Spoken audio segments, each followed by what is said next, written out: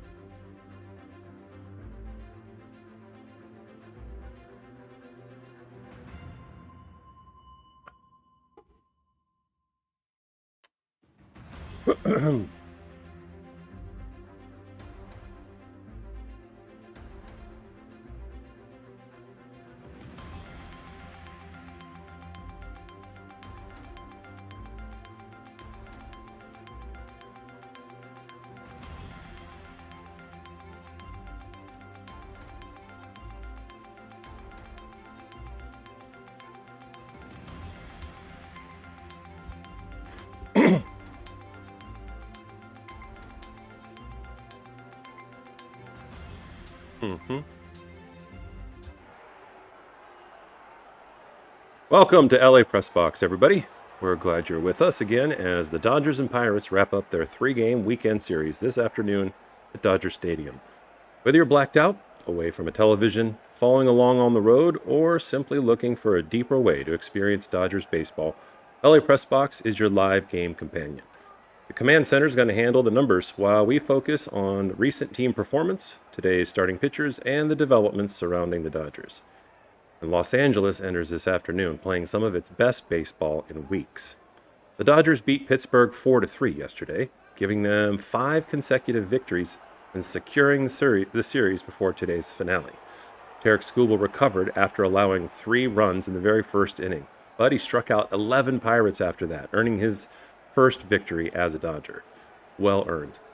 Today the Dodgers go for the sweep with Blake Snell on the mound, and he's going against Pittsburgh's right-hander Lake Bakar. Snell is 1-1 with a 3.60 ERA, but we're going to kind of throw that out the window because he was injured and he took 3 months off and then rejoined the Dodgers in a kind of a blaze of glory the last 2 games, or if you prefer, the 2 games back since that injury. He has really, really been dominant. And the Dodgers have kind of followed suit to an extent, at least in terms of the win column. Today they enter 79-51, winners of 5 straight, and 8 of their last 10 games. Think about how dramatically the conversation surrounding this team has changed. Not long ago, LA was in the middle of a 7-game losing streak. The Dodgers then swept Kansas City, They stumbled by losing 3 of 4 against Milwaukee, but that's the team with the best record in the league. And last week, Milwaukee beat Seattle 22-0 in one game. But the Dodgers have responded with another surge. They swept Colorado at Coors Field, then they came home and won the first 2 against Pittsburgh. Friday, it was a 5-4 score in 10 innings, where the Dodgers jumped out to kind of an early lead and then held on to it until the Pirates tied it up with a 2-run home run. Then they went to extra innings where Tommy Edman delivered the game-winning single in the 10th. As far as yesterday went, the Dodgers 4, Pirates 3, and that required a late comeback. After the late comeback by Pittsburgh, LA had a very different scenario on their hands where they had to claw themselves back into the game, being down 3-0 early before they ever had their first at bat, before Shohei came up. And they did that, took the lead, and then held on the rest of the way. The flip side of that 3-run first inning was that the rest of the way, of course, the Pirates did not score. And they have one of the best offenses in baseball. So another challenge today, needless to say. And as always, we're going to start with the left side of the ledger. And the starting pitcher, as we mentioned before, Blake Snell. This afternoon brings the third start of Blake Snell's return to the Dodgers rotation. So far, the results have been extremely encouraging, to say the least. He returned earlier this month after a lengthy absence following elbow surgery. From what the reports were, he had loose bodies in his elbow. That sounds nasty, on more than one level. And the most important question wasn't simply whether he could pitch again, but whether he could be dominant the way that he had been with swing and miss stuff, and whether that would come back with him. Well, the answer is yes on both counts, very much so.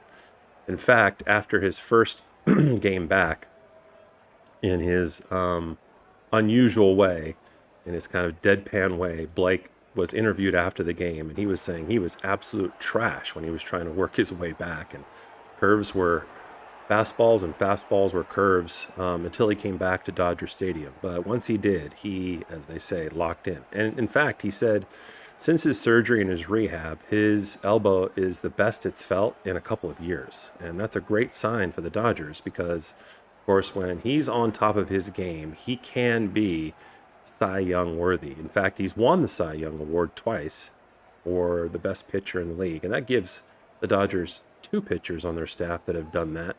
Yesterday's pitcher, Tarek Skubal, has also been named the Cy Young winner twice.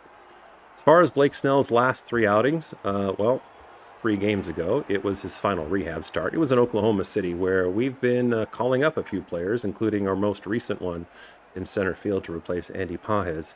We'll be talking about that a little bit in a minute. But in Snell's final minor league tune-up, it wasn't actually very clean statistically. But we're going to move past that because really what matters is the last 2 starts.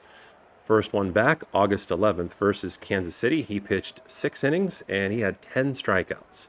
And that's exactly the performance that the Dodgers have been awaiting months to see. He really returned to the major league mound with an immediate presence. His fastball had life, his secondary pitches generated chases, and he just had really good control. Then the last outing, August 17th, at Colorado, he pitched 6 innings and he had 9 strikeouts. So let's go ahead and see how things shape up today as far as the matchup. And as you can see in our pregame command center, over my shoulder, the top left, we start with the Dodgers defense as always. So Blake Snell's record is technically 1-1. As I said before, we're not going to put much stock, I don't think, in the ERA and the WHIP because that goes back to when he was ailing. And his last 2 starts have been outstanding. Let's take a look at the defense that's backing him up. The catcher today will be Hunter Fiducia. Ben Rortvedt gets the day off because these are really short outings or short amount of rest in between days. And so this is what the Dodgers, and I think pretty much every team in baseball that has 2 serviceable catchers will do when there is a short rest period. So Hunter Fiducia gets the start today. Freddie Freeman will be at first, Tommy Edman at second, Mookie Betts at short, Max Muncy at third, Teoscar Hernandez in left field, and then Alec Thomas, the recently called up minor leaguer, no longer a minor leaguer, who had 2 hits yesterday in his debut for the Dodgers after being called up from Oklahoma City, and did an outstanding job on the base paths, showed some potential so that the Dodgers hopefully can, by committee, fill in that spot, the big spot that Andy Pages has left when he injured his hand. He actually broke his hand as a result of a pitch when he was at bat, hitting his hand while it was holding the bat. So for now, it looks like Andy Pages will not be back for several weeks. I'm saying right now, roughly a month. But it was good to see Thomas be very serviceable and be able to contribute to the Dodgers' victory yesterday in a meaningful way. And then in right field is Kyle Tucker, who broke an 0 for 25 streak at the plate at Dodger Stadium yesterday with a hit that could not have come too soon. It was a single through the small hole between the first baseman and the second baseman yesterday, and it was a 2-run RBI that put the Dodgers ahead for good. So everybody was glad to see that. So Snell and the defense is going to face, as they did the last 2 days, one of the better offenses in baseball. And as you can see down here, they are ranking in the top 10 in most categories. As you can see in the top left corner, they are 3rd in the majors in terms of batting average at .255. They're 4th in the majors in OBP and so forth. And the person that leads the charge for them is Nick Gonzalez. As you can see, just like he has the last couple of days, he's going to start off for the Pirates today at third base. He's batting .309 with an OBP of .366. And the reason we highlight in gold certain statistics is because we want you to know where that ranks compared to other players in baseball. And if they're in the top 20, we highlight it in gold. To me, that's elite. In the second spot will be Esmeralda Valdez again, playing right field. Then Brian Reynolds will be the DH in the third spot, batting .263 and an on-base percentage of .371. So as you can see, he's elite there. In the cleanup spot will be Brandon Lowe playing second base. Rafael Flores Jr. will be the catcher. In the sixth spot will be Nick York playing left field. In the seventh, Spencer Horwitz playing first base. Jared Triolo at shortstop in the eighth. And then bringing up the rear is Billy Cook playing center field.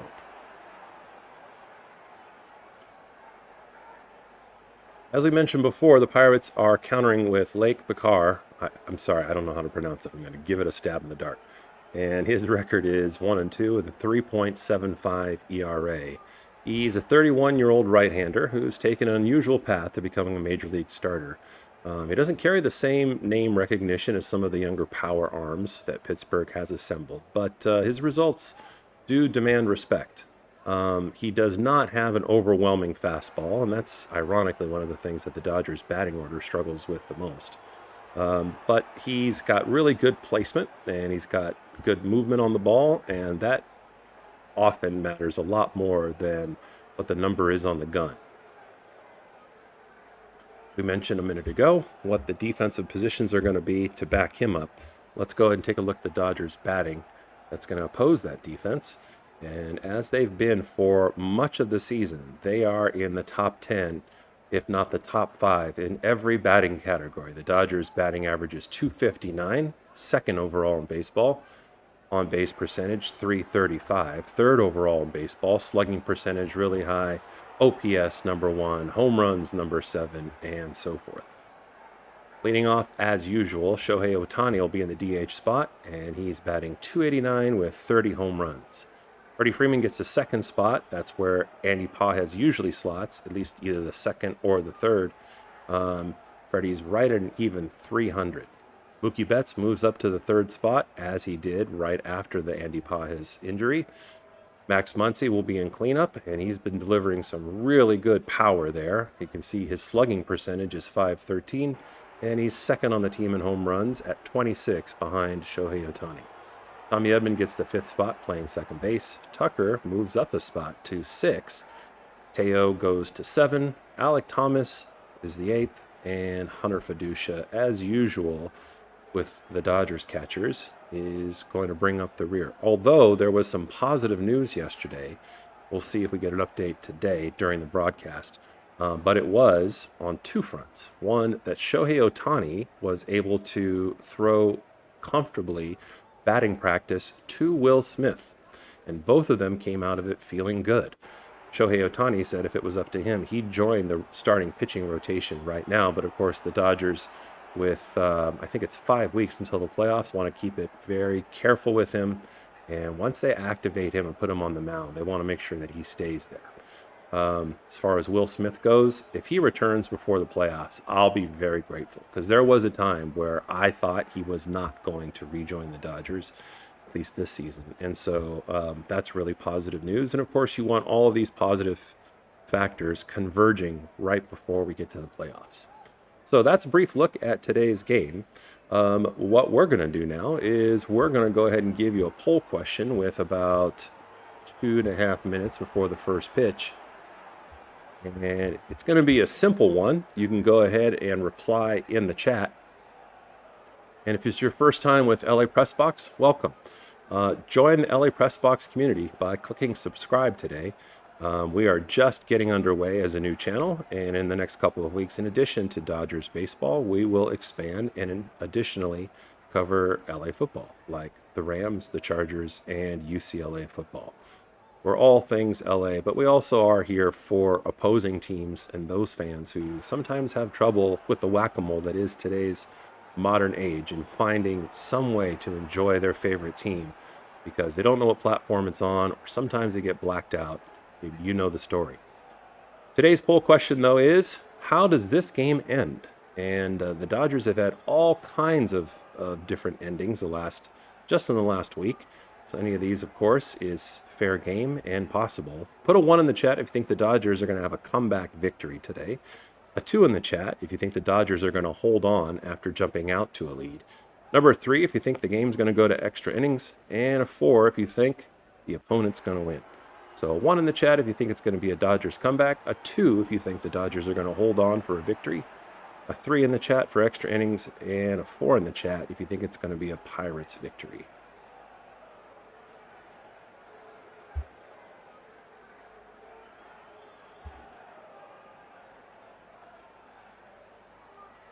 And with about a minute left, this is the time where I always invite you members of LA Press Box and this community to go ahead and get your favorite drink and a snack if you haven't already. And meanwhile, I'm going to get ready and load the 3D for us.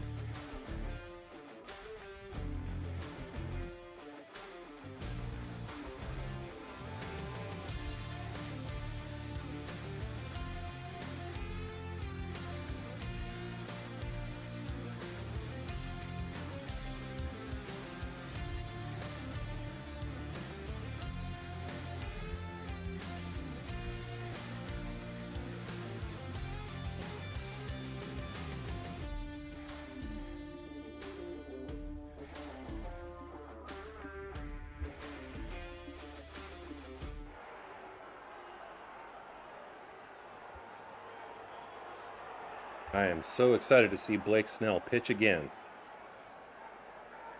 And he's just about ready, throwing his last couple of warm-up pitches. And once he's completed with those, we'll have the 3D loaded for you.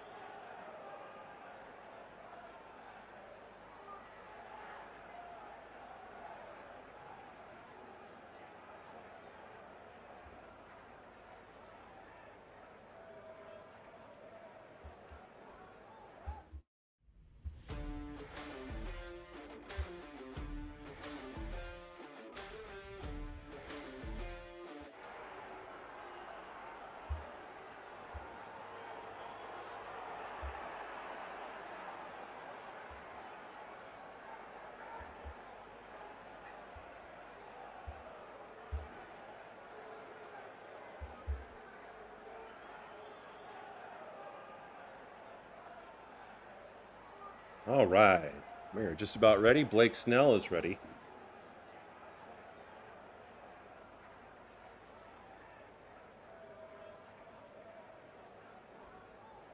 And Hunter Fiducia throws down to second. The Dodgers are wearing their traditional home whites.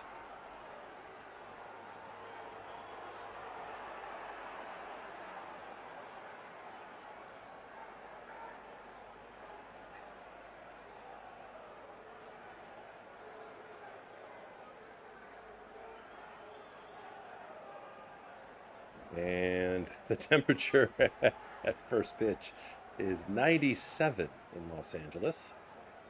And the first pitch to the ghost of Nick Gonzalez fouls off the pitch.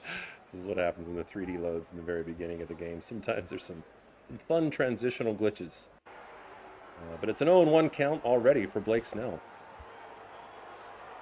And make that 0-2.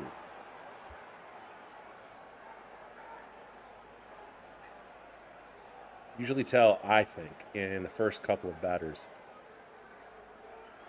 how the pitcher feels, whether they feel comfortable, if they have good placement, with good stuff, and that curve that Gonzalez barely made contact with had a huge arc that broke high and away to low and in.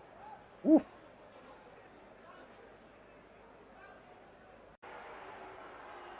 Another 0-2 pitch. Oh, another curveball. And Gonzalez did what I say most hitters should do. They should just stand there and let it hit them. And that's what happened. The curve had a little too much break and was a little too far inside. And it looked like it hit him in the ankle with a foot. So Snell hits the first batter. And nobody on, runner on. Sorry, nobody out, runner. Next up is Valdez, batting .251 with 14 home runs.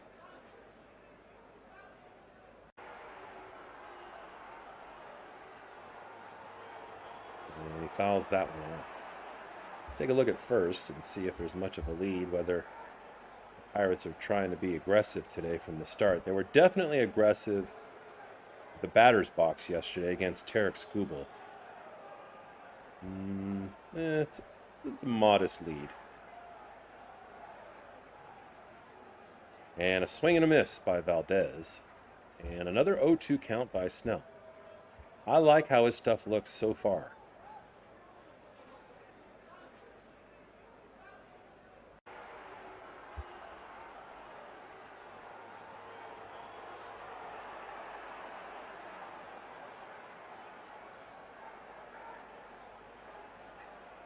Valdez has 14 home runs on the year, 41 RBI. And the next pitch, swung on, missed, already a first strikeout for Blake Snell.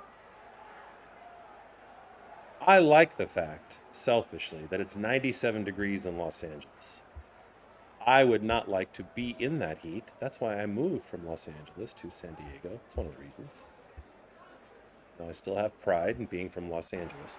But the reason I like it is because there's no excuse for a pitcher to be cold to start the game. And I almost feel like that was a little bit of what hurt Tarek Skubal yesterday. And then he got hotter physically and psychologically.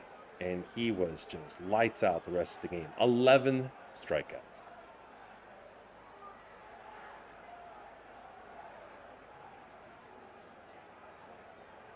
Let's look over here again at first, see if there's much of a lead. Almost to the cut. And this one is fly to right field. Kyle Tucker's coming up, and he's on the dirt and makes the catch. Nice play by Tucker. That was not an easy one. Did not have to lay out completely. But 2 away.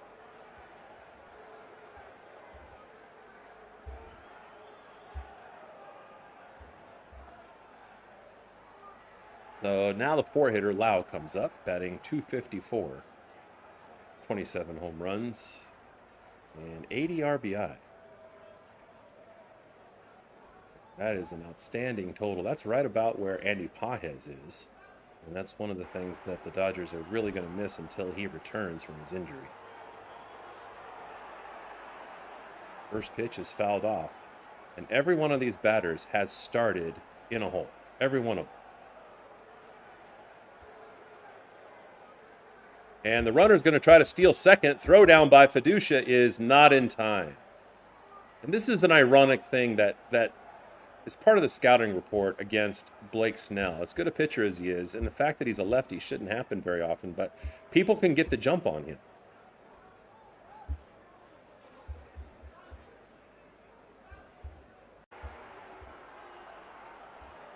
So now a runner in scoring position with 2 outs.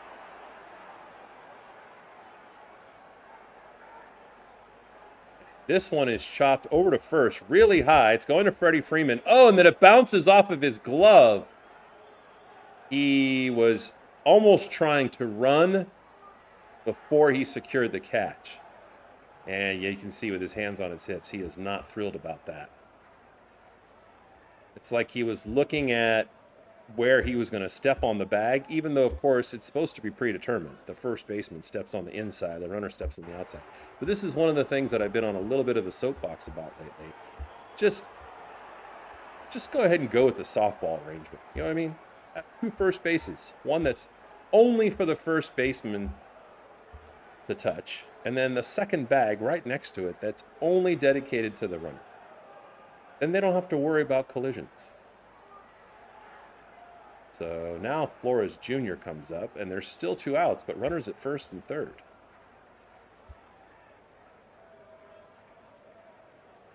That should have been the 3rd out of the inning.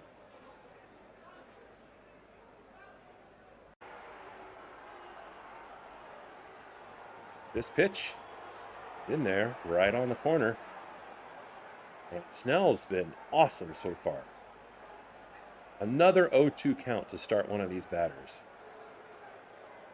And you just hope he doesn't make a small mistake that bites the Dodgers in the butt after that mistake by Freddie Freeman. It's just a shame that somebody was able to steal and then now take third when you have a left-handed pitcher who's looking straight over at first base and can hold him by throwing there. That pitch is high. Now the count's 1-2.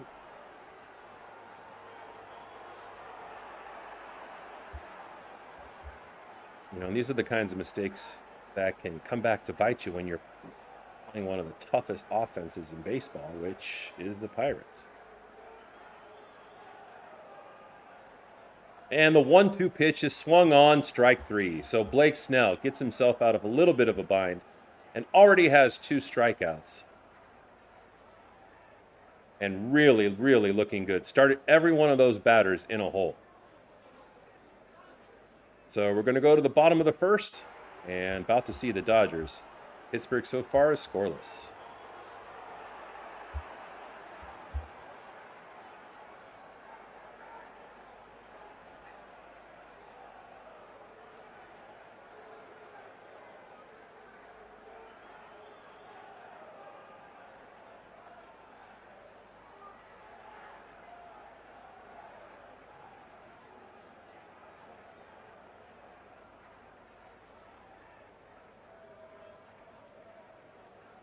You know, the thing that I haven't heard, Dodgers fans, is what happened to Justin Robleski? I mean, I can do like a little search, but I don't feel like doing it right now. But Robo, for those of you that follow the Dodgers, know that he was having quite the season. His first ever All-Star appearance, and then pitched really well in the All-Star game, and then struggled ever since. And what we've heard is, you know, the spotlight has been on the starting pitching and the different pieces that have either come to the Dodgers or come back to the Dodgers. Obviously, Tarek Skubal is a big one, trading for him right before the deadline. And then on display today, Blake Snell. 4 Cy Young awards between the 2 of those guys.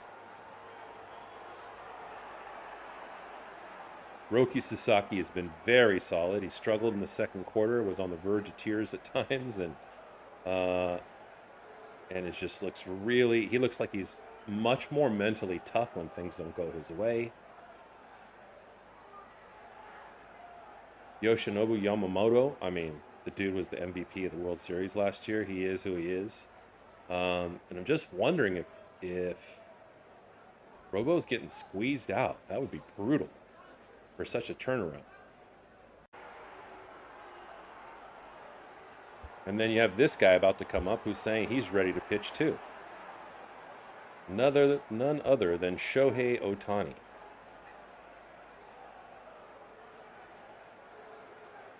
Shohei had set the goal for winning the Cy Young Award before this season started, and in the first quarter, he was pitching an ERA of less than 1. Then he became a little more human in the second quarter, but his ERA was only a little bit over 1. I want to say it was like 1.29.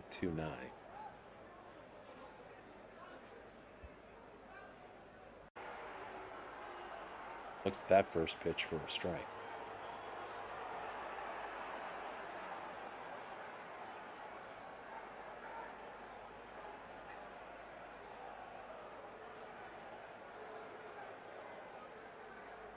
And fouls back the next pitch, and he's in an early hole, 0-2.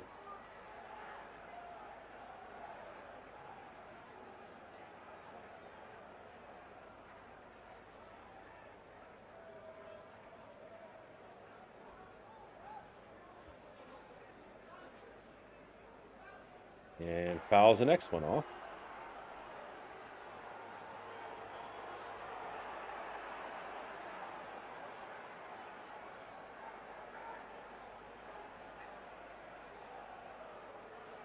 And the early reports are, as far as Ohtani pitching this week, that he's going to throw in the bullpen or throw live BP again. That one is grounded foul to the right of first base. And that when he comes back to start, they can't just throw him in there and have him do a million pitches. So that Eric Lauer might be the early relief or long reliever on the day that Ohtani starts again in a live game. Next pitch on the way, and swung on and fouled back. Boy, Ohtani really corkscrewed his body completely away from the plate. It's crazy that he even made contact, but he did. And was it a ball? You can see right there for yourself. Yes, but this is what we call protecting the plate with 2 strikes. So I'm fine with him swinging at that one. That was close enough. And now he steps out.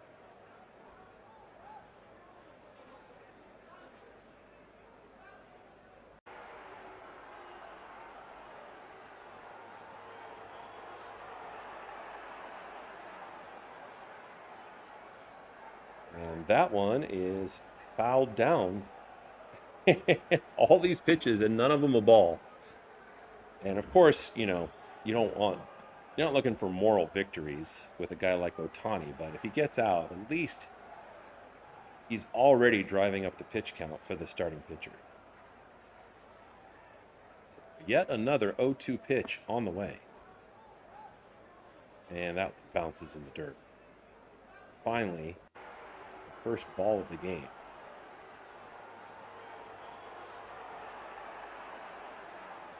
And the count to Ohtani is 1-2. And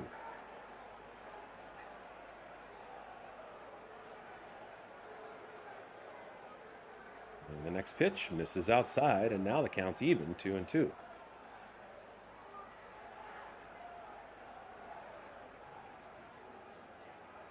Freddie Freeman on deck.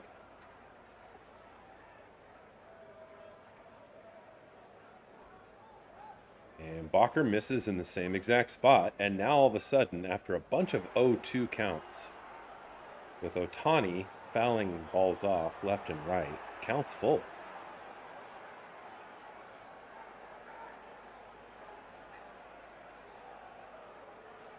A lot of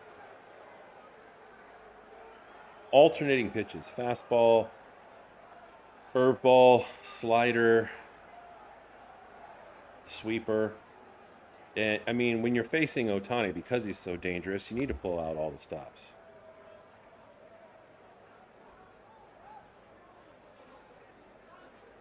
The 3-2 pitch from Bacher is outside, and Ohtani, after all that, draws a walk. We'll take it. That's just as effective as a base hit.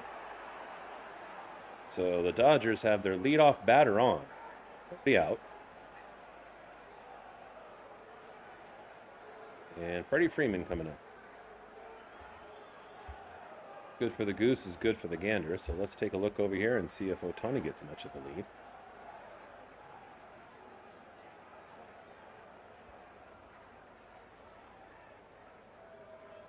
And oh my gosh, he went underground and then popped up. At least the 3D made it look like it. And Ohtani goes right now and steals. Wow. That is crazy. Hadn't even thrown a pitch yet, and he just took off. Oh, and he was there clean. It wasn't even, I mean, it was semi-close, but wow, that's awesome. You know, a few weeks ago, I said that Ohtani's not going to, I remember the season when he hit 50 home runs and 50 stolen bases, but he's not doing that anymore because he's getting older. And I think he just had his 32nd birthday, and the Dodgers don't want to risk it. And then the last few weeks just have been anything but. And now Freddie Freeman singles it to center field, and Ohtani, oh, he's not going to score. They're going to hold him up at third. Nice job by Freeman.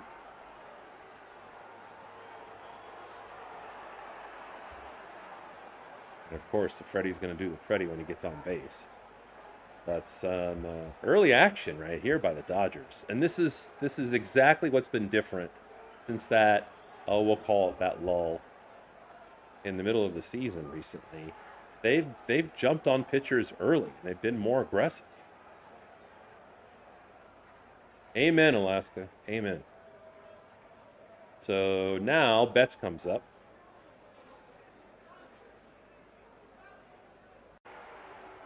He's batting .236 with 16 home runs. Hit a few in the last few weeks.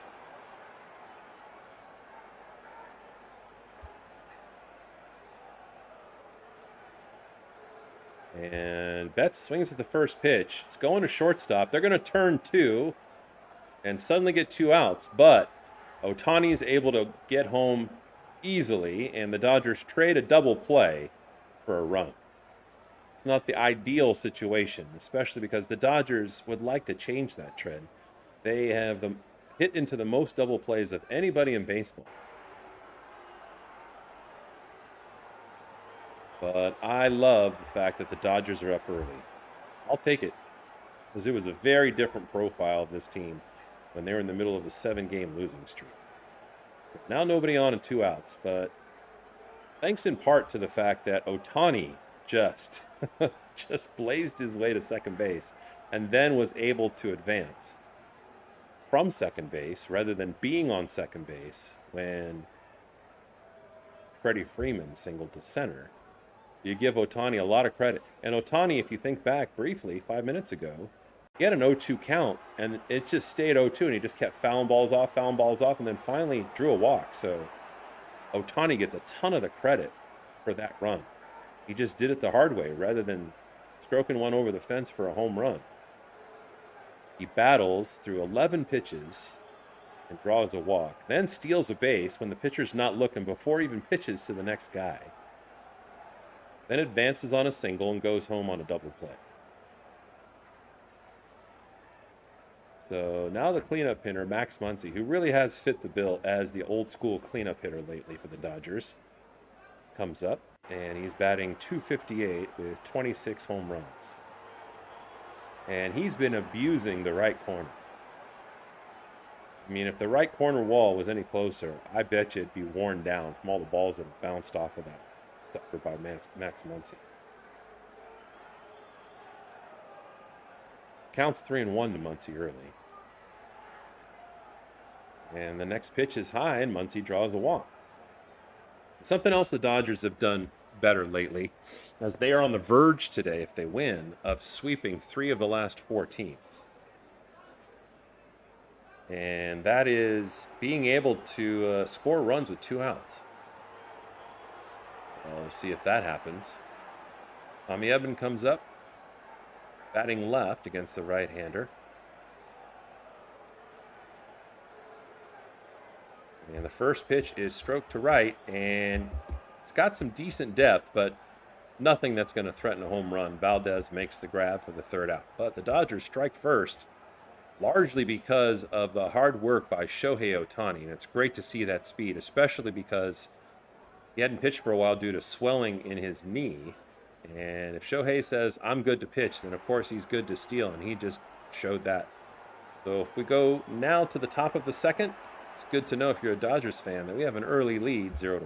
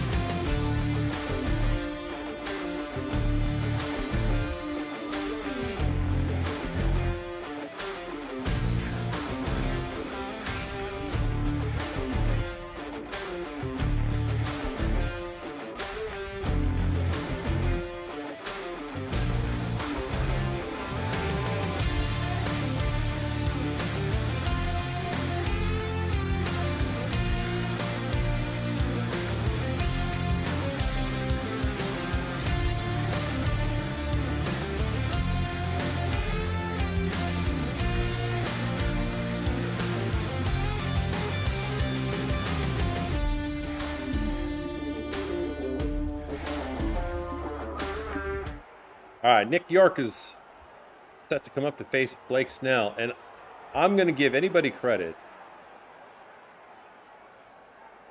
that can predict the number of strikeouts Snell's going to have today. I'm going with 10. He's already got 2 in the first inning. In his last 2 outings, he had 10 strikeouts and 9 strikeouts. So if you want it to be on the record, put in the chat how many strikeouts you think Blake Snell's going to have today. We're a new channel, so I can't promise you any prizes. But once we get to 1,000 subscribers, I'll be giving stuff away for stuff like that. That I can't wait to do. I'm saying 10.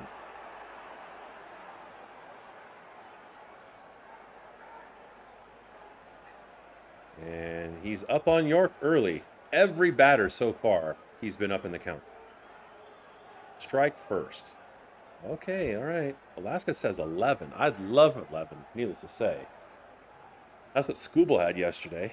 That pitch is low, but the count is still in his favor, 1-2.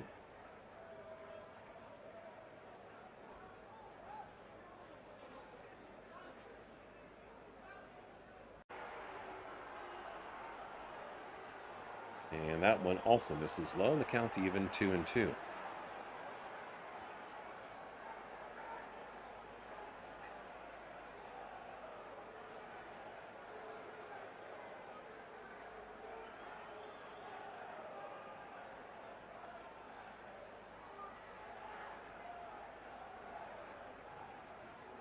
And that one is fouled back. Now, the thing that's unusual about Snell and the Pirates is he has a losing record against them.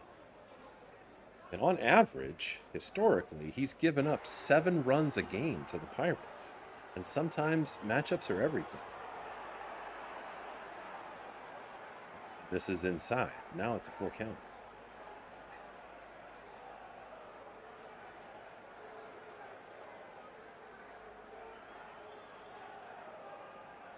So full count, nobody out, nobody on. And this one is fouled, and the count remains.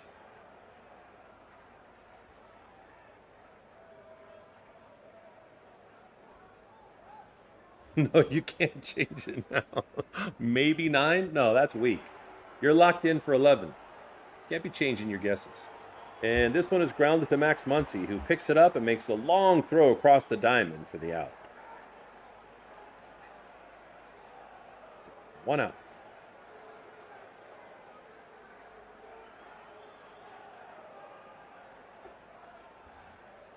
So Spencer Horwitz comes up, the number 7 hitter. Batting .252, 10 home runs. And Snell misses. And this is the first batter of the day where he throws a ball before a strike.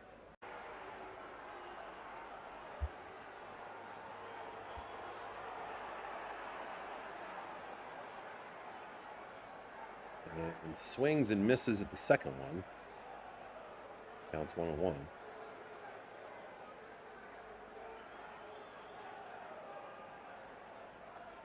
Spencer Horwitz has 38 RBI on the season. This one is fouled back. So another 2-strike count for Blake Snell to work with. And what's interesting is he's kind of been going after guys and not trying to get them to chase stuff out of the strike zone. This one's a little outside, but Horwitz makes contact anyway, and he singles it into left field.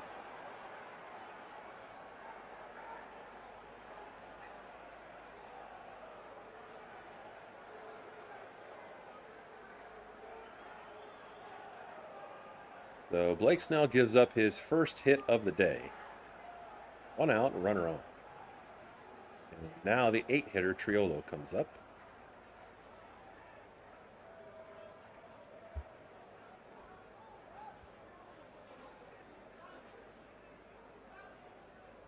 And the first pitch is flied to center. Alec Thomas comes up, but no problem for him. He's fit, young, and fast.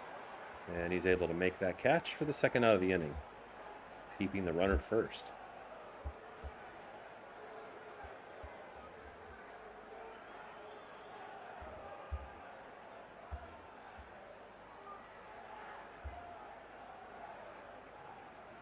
And that'll bring up the 9-hitter Cook.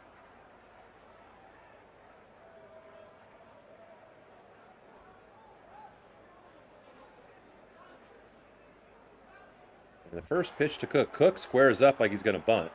Pulls the bat back. He was going to sacrifice, it looks like, because the runner was running. And what's interesting is there's 2 outs. That's really weird. And what's even more weird is when he pulled the bat back, Hunter Fiducia, the catcher, just completely flubbed the catch. And it just bounced off his chest and went to the backstop. So that allows the runner to advance to second. Now he's in scoring position with 2 outs. And Snell's facing a somewhat similar situation to what he had in the first inning.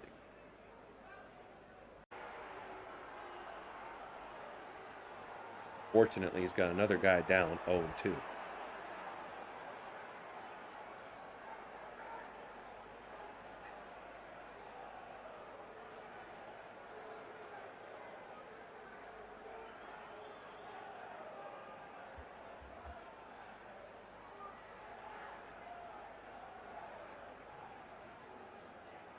And that one misses high, and the count's 1-2.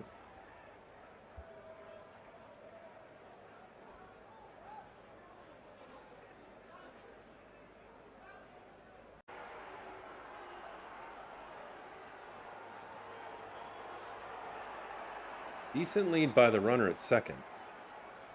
And this one is swung on and missed for strike 3 and the 3rd strikeout, if you're counting, by Blake Snell. I'm saying 10 strikeouts today.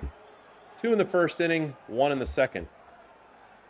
And we go to the bottom of the second, and it's the Pirates still 0 and the Dodgers 1.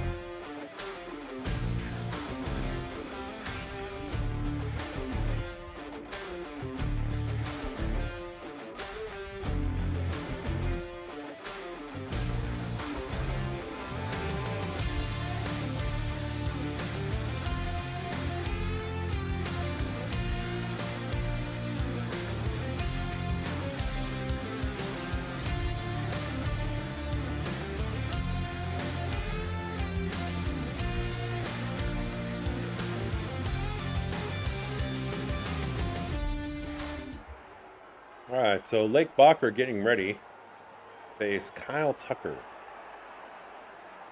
Tucker was 0 for his last 25 yesterday at Dodger Stadium, where he finally had a single, but squeezed between the first and second baseman He brought home 2 crucial runs in the process.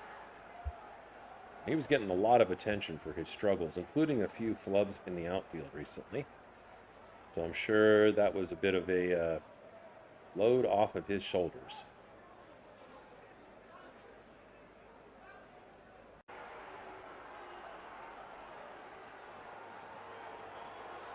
And the first pitch misses outside for ball 1.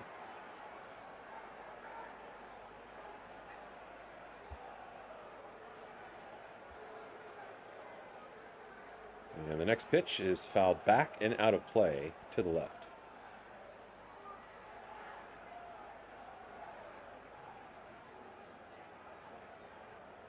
Tucker's batting .230. He's been like almost firmly planted on that number for a couple of weeks.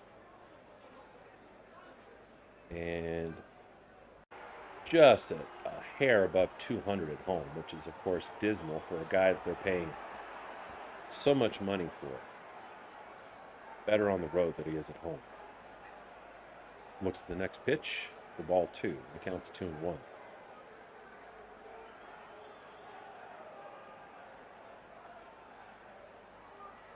Next pitch is way outside. One of the worst pitches that Bacher has thrown so far. It's still early in the game.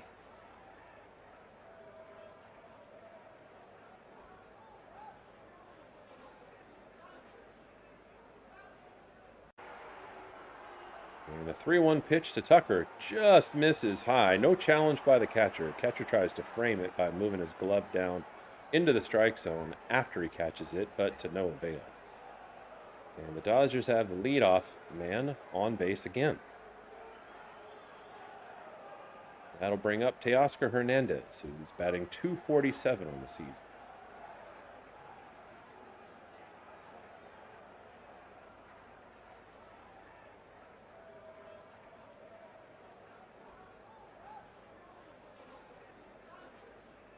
That one is low, but Teo bites it and misses. As he tries to take a bite. And he's behind early, 0-1.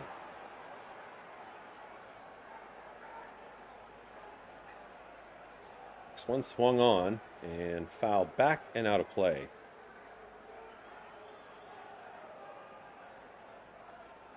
And Teo kind of frustratingly pats the bat with his offhand, saying, man, that was in the perfect spot for me to give it a launch.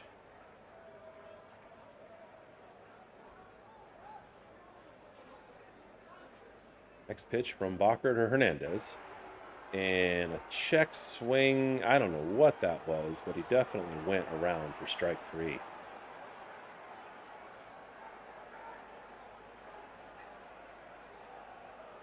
So the newly brought up Alek Thomas comes in for the Dodgers, playing center field and called up from Oklahoma City minor league team as a result of the injury to Andy Pages, who has a fractured hand. He'll be out probably a good month. Bacher throws to first, not in time. Kyle Tucker does run surprisingly well for a tall man on the bases. But then again, he plays right field, so he's got to be able to run pretty well.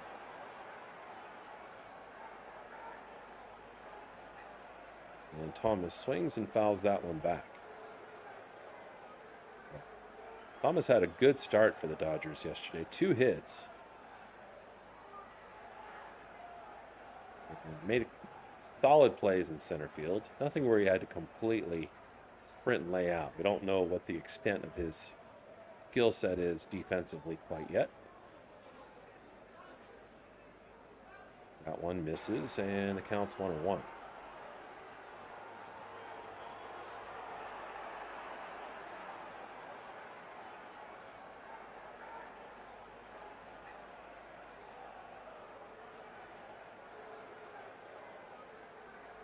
And the next pitch is fouled really high, and it's going towards the Dodger dugout, but the third baseman gets there in a hurry. Holy smokes. Look at those wheels. And catches it safely for the second out.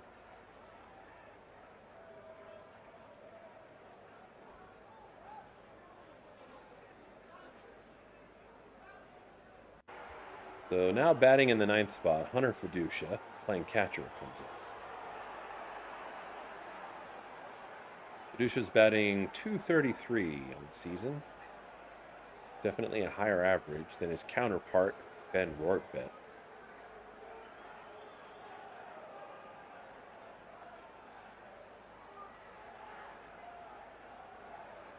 And Fiducia and Rortvedt alternate days as the Dodgers wait for Will Smith to return behind the plate.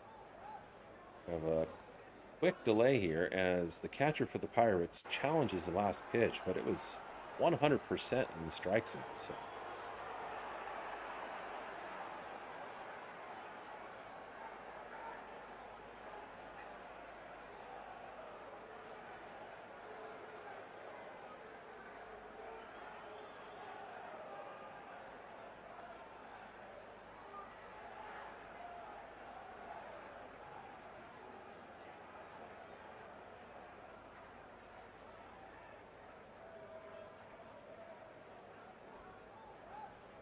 ooh, and Bacher throws over to first very quickly and kind of sneaky, but all it does is hold a runner there.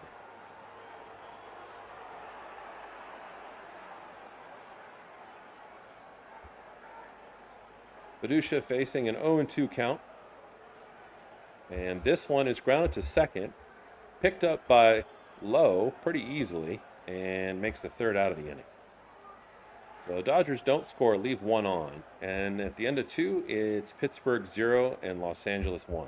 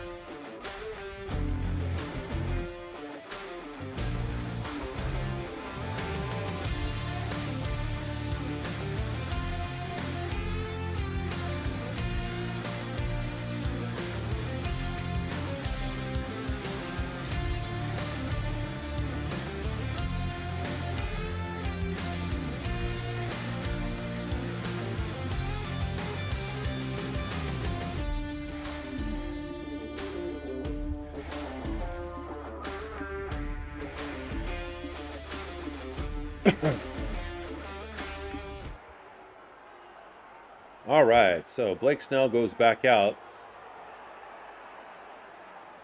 with the Pirates looking for their first run.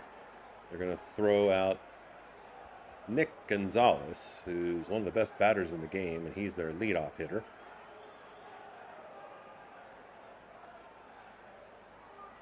Gonzalez was hit by a pitch his first time up. Pitch was low and the curve just a little too far inside. And he let it hit him.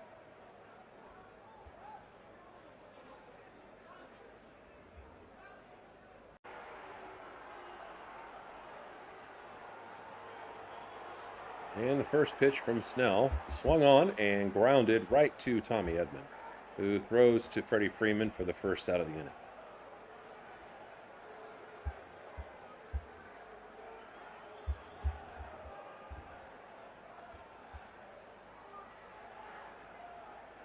So Smerlin Valdez comes up, who's 0 for 1 today. He struck out. He's one of the 3 strikeouts that Blake Snell has on the day so far.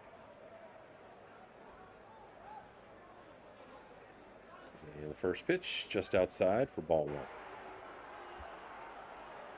Warm day in Los Angeles, mid-90s, 97 to be precise, at the time of the first pitch, which was thrown right around 1:10 p.m. That pitch is in there for a strike, and the count's 1-1.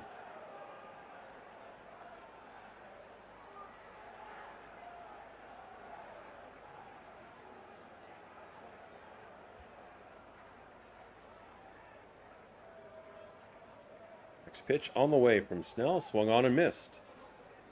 Count is 1-2 now.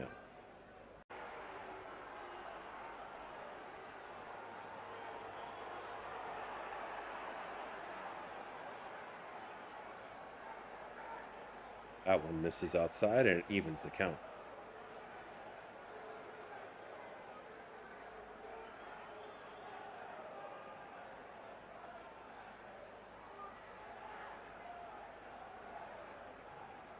Next pitch on the way from Blake Snell. One misses and the count's full.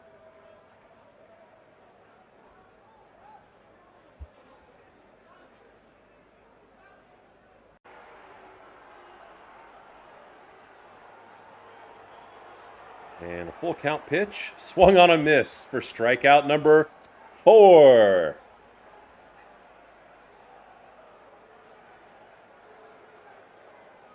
Boy, that was just too good to be true. It's like a mirage. When you throw a fastball, it's going 97 miles an hour in that case. And it's high and it's right over the middle of the plate. It's kind of like you're going, man, this is so appetizing if you're a batter. It's almost like when you go to the supermarket, and these companies know that it's worth it for them to pay a higher price to have their product on the higher shelves because people are more inclined to buy stuff on the higher shelves and make eye contact more often, and just kind of tempting. And that's kind of how high fastballs work sometimes for pitchers. It's so easy to see. It's just below your eye level, and you feel like you can make contact, and you can, but it's a lot harder than it looks. And that was an example of what happens so many times. Batters swing and miss underneath that high fastball.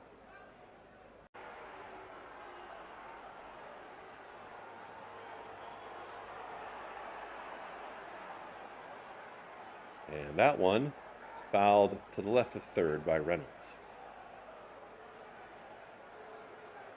So Snell is up on another batter with 2 strikes and only 1 ball. And Reynolds steps out for a minute to gather himself. Probably a good idea. Reynolds is 0 for 1 today.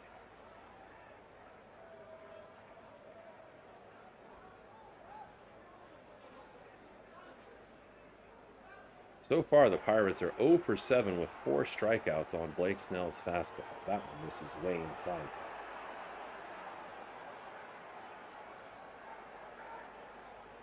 Count's 2-2. You don't have to wait for me to say what the count is. That's why I built the live command center that you can see in the top left corner of your screen. Shows balls and strikes, whether anybody's on base, shows that if one of the bases is highlighted in gold. And at the bottom shows how many outs there are. And as you can see, last pitch missed by Blake Snell, and it's a full count. Make that ball 4. Now we got a runner at first.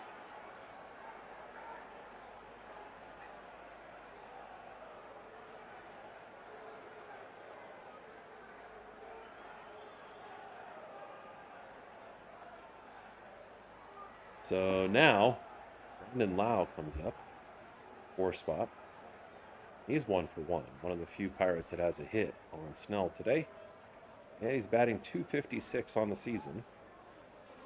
Swings and misses that.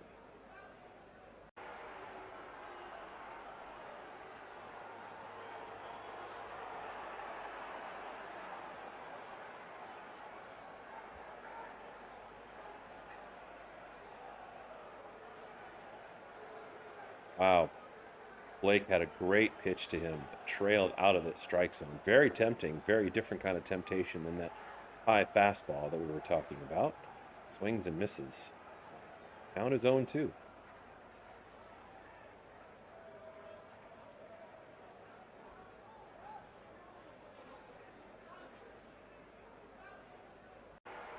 And the next pitch misses just a little bit outside. And now the count is 1-2.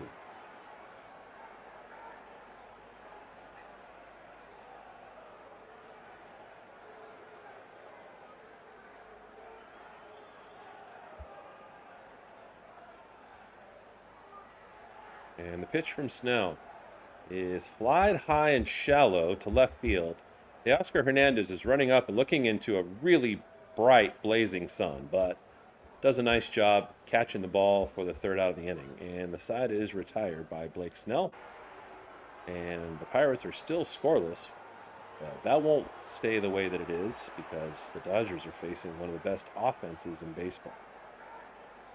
If you're with us for the first time at LA Press Box, welcome. As you can see in the bottom left and the bottom right hand of your screen, you'll see that we cover all high-profile LA sports teams.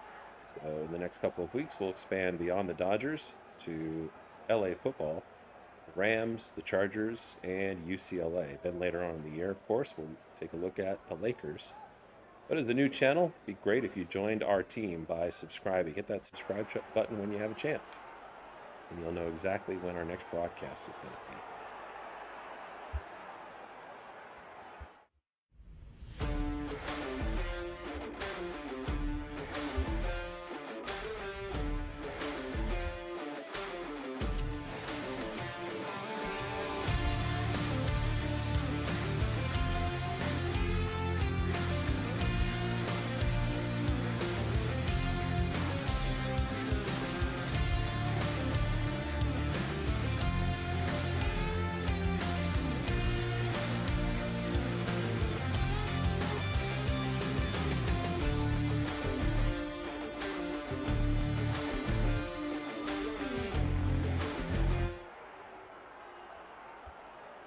And as you just saw, Shohei Ohtani is set to come up.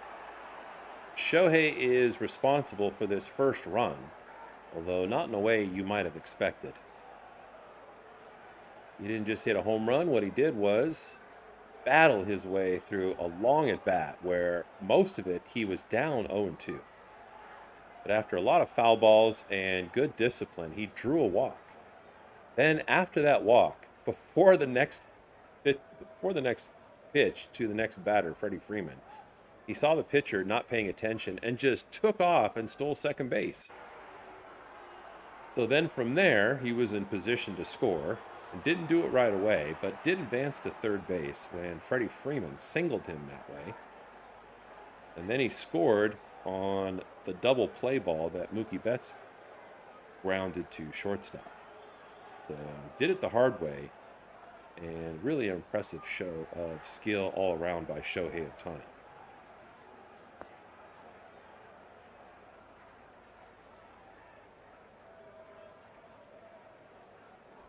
And the Pirates have already made a pitching change.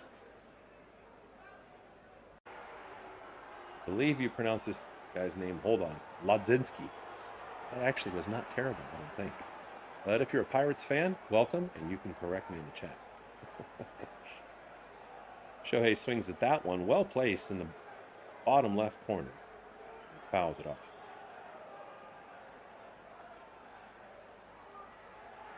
So Ohtani starts this at bat with another 0-2 count.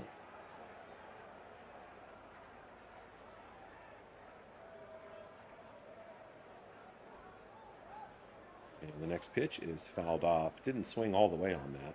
Kind of made contact, protected the plate, and put it out of play.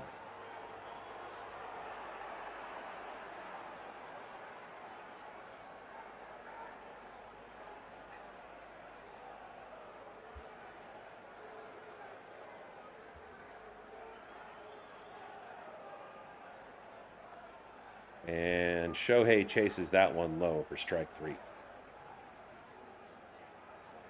So one away. And Freddie Freeman set to come up, who is 1 for 1. And his average on the season is .302.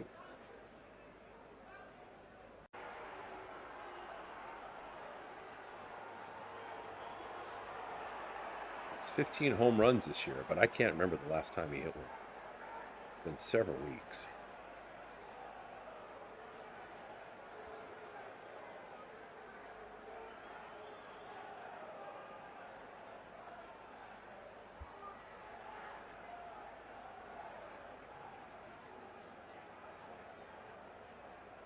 And he grounds that one foul to the right of first base. And the count is 0-2 to Freddie.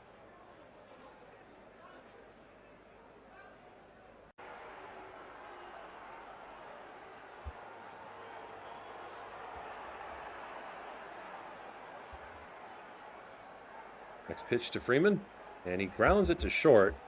The infield is shifted over, so Gonzalez, the third baseman, is able to be in position to get that ball and throw to first for the second out of the inning.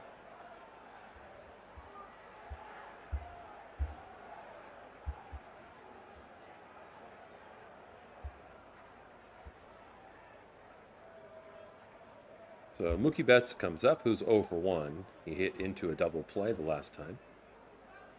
And he's batting .235 on the season.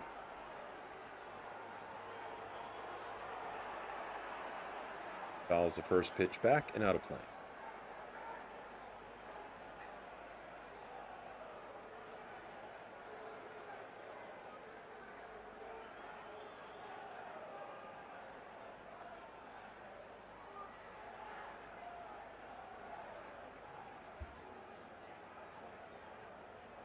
That one catches the upper far corner of the strike zone. It counts 0-2 to Mookie. Mookie really struggled in the early part of the season. In the first quarter of it, he's batting below 200. Fouls that one, it's just below the strike zone. Count remains 0-2.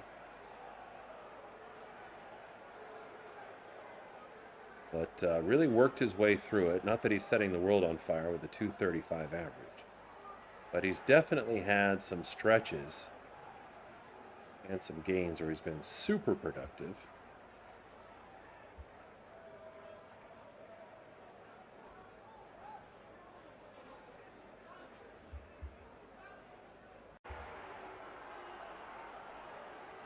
An 0-2 pitch to Mookie is grounded pretty much to the same spot, only shorter this time.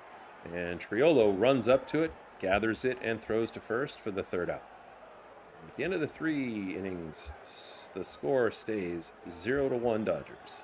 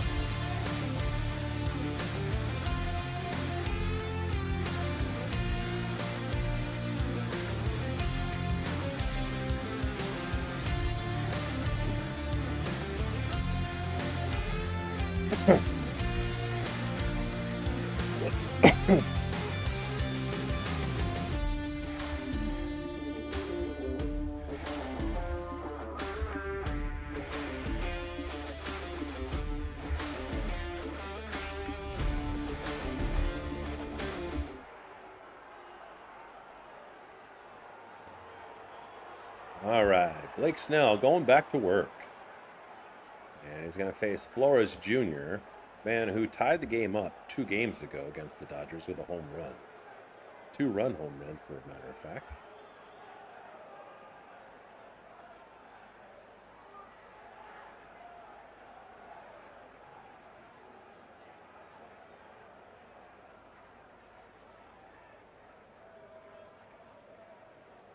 Flores Jr. is 0 for 1. He's one of the strikeout victims so far today.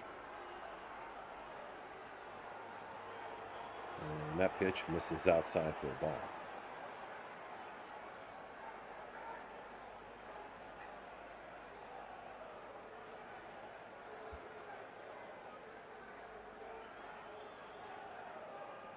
And this one is popped high. It's going to be between right field and second base. Tucker and Edman both converging, and Tucker calls off Edman with a much easier job running up and making the couch for the first out of the inning.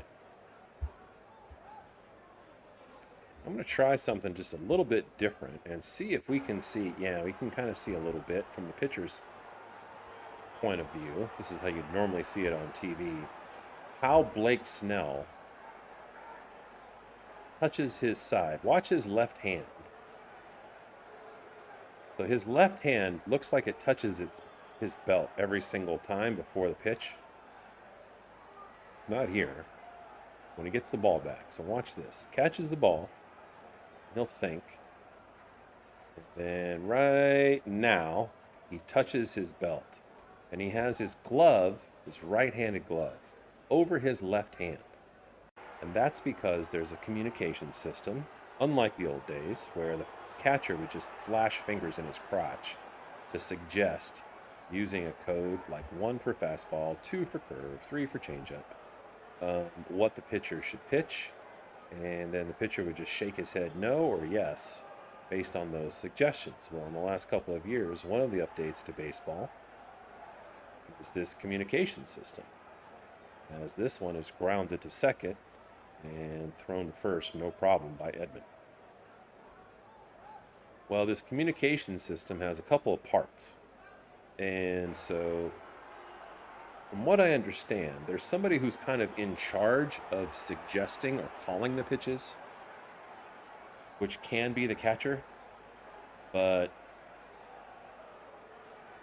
in Blake Snell's case, he's the person that says, here's what the pitch is going to be.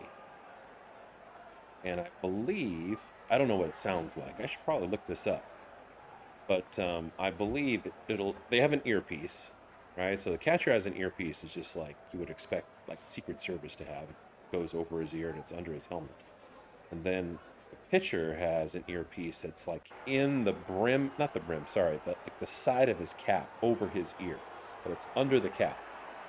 So like on the band of it, the very bottom of the cap. And so what Snell does, since he's in charge, unlike other days where maybe the catcher's in charge, I think he pushes a button that says which pitch in his arsenal he's going to throw. And it announces it to the catcher.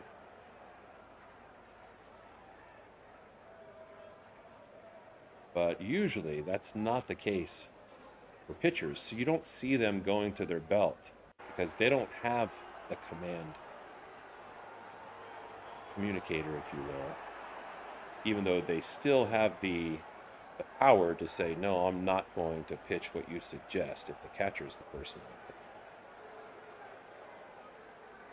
it. And Snell misses on a 3-1 count to Horwitz, and he's not happy. He marches off the back of the mound after giving the what for to the umpire. Ooh, boy. He's got to be careful about that. You know, it's not like other sports where you can get a yellow card or you can get a flag for unsportsmanlike conduct or, I don't know, personal foul for arguing calls with refs in basketball. It's all or nothing in baseball. And if you rub the umpire the wrong way, they'll just kick you out right now. There's no warning. So Snell gave him a little bit of a piece of his mind, then wisely shut it down quickly and got back to work.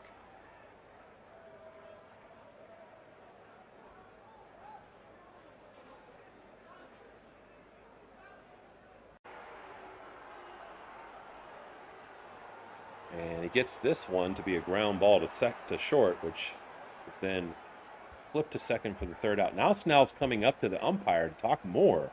And the umpire takes off his mask and looks kind of animated. And that is not the best body language between the two of them. You got it. I'll change the view back.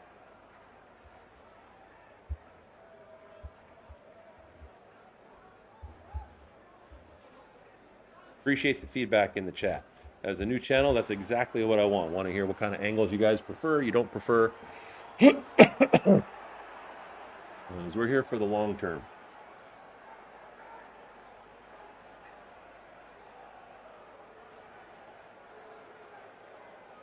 So the Dodgers set to come up with a narrow lead, and Snell still keeping Pittsburgh Pirates scoreless.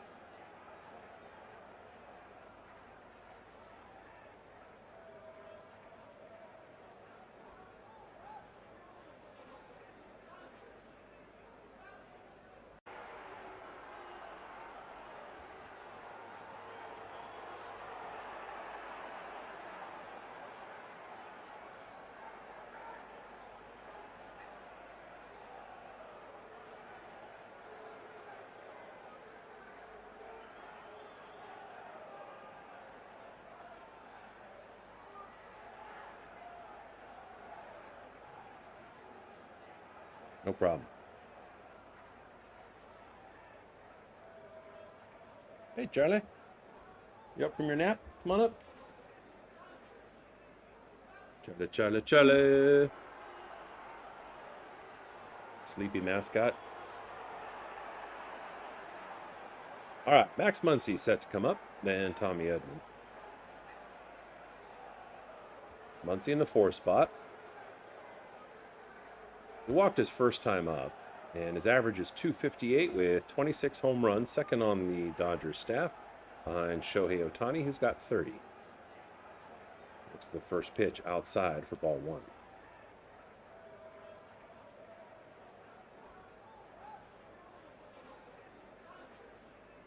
Majinski's done a pretty good job so far in early relief in this game.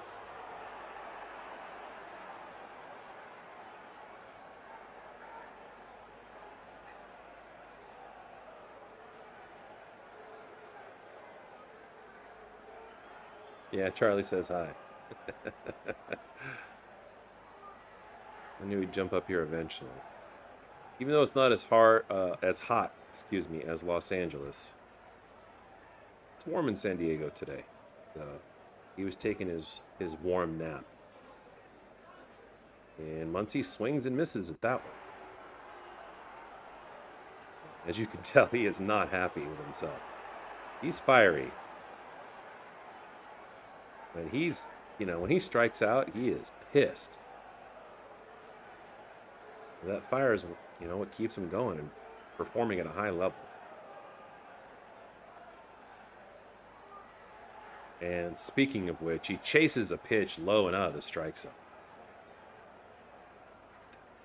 His first strikeout on the day. Hopefully it's his last. Yeah, we don't recommend people watching the screen, whether it's to see Dodgers baseball, Pittsburgh Pirates baseball, or Charlie, while they're driving. So Tommy Edman comes up as 0 for 1 today. His average is 268, and he looks at the first pitch in there for a strike.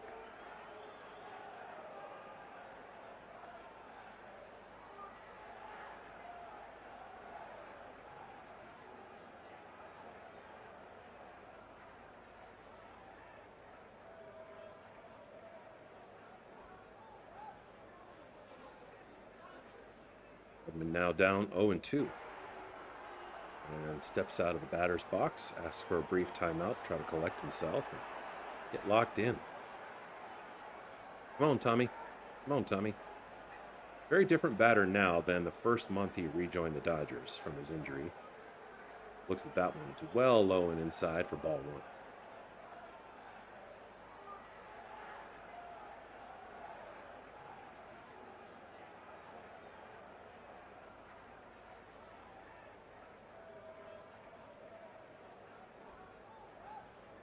Next pitch on the way to Edman, and it's in the upper outside corner of the strike zone, but Edman fouls it back and out of play.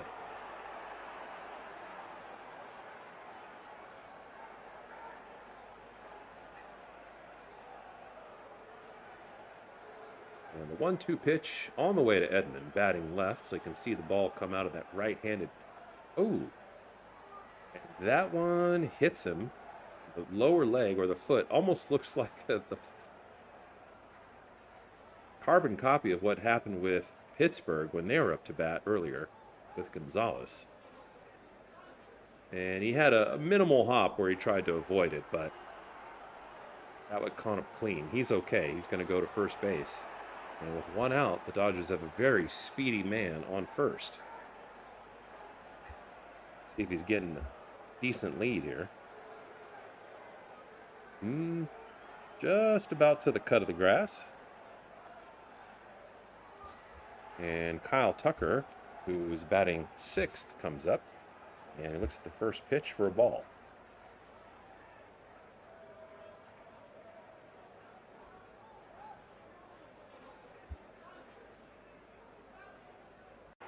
Next pitch from Majinski, who knows that Tommy Edman's speedy right behind him at first base. That one misses well inside for a ball. Now it's 2-0 to Tucker.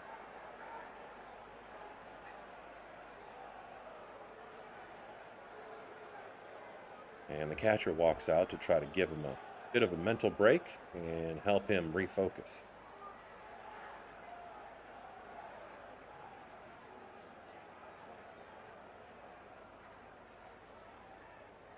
And Tucker waiting patiently, standing in the box. It's kind of interesting. That's where he stands. Usually batters will back out of the box.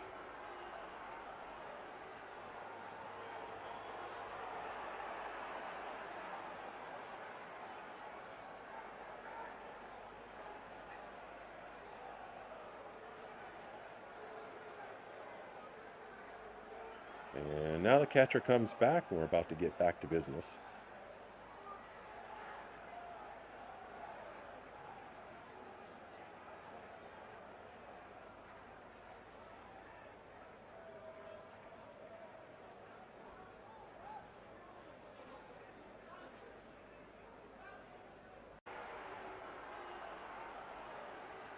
And this one is blasted to right. It's going to be a base hit. I don't know that Tommy's going to have enough space to round second. He's not going to be able to round second, go to third. But that was really good contact by Kyle Tucker, and that's a welcome sight for Dodger fans, seeing him turn on that ball with confidence and quickness. So 2 days in a row where Kyle Tucker gets a hit at Dodger Stadium. And that has hopefully started him down a new path.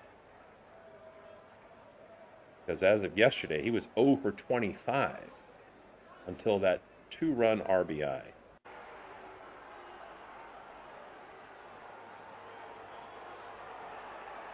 So now Teoscar Hernandez comes up, who's 0 for 1. Batting .246 on the season.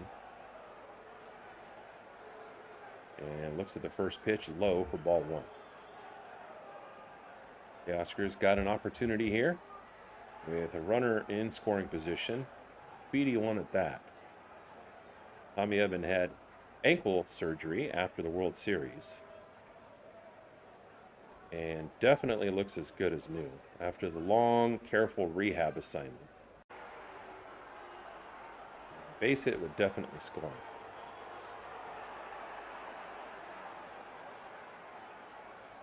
And it's really hard to hold Edman there at second base from having a big lead because you have a right-handed thrower and a big hole to the right between the second baseman and the first baseman. So if the second baseman has to play any closer to second base to hold Tommy, all Teo has to do is just push the ball to the right, and it's going to be a base hit.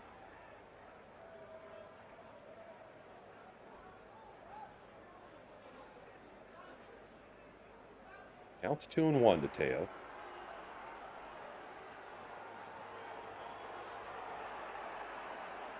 And the next pitch, a splitter, but it's low, and it misses for ball 3.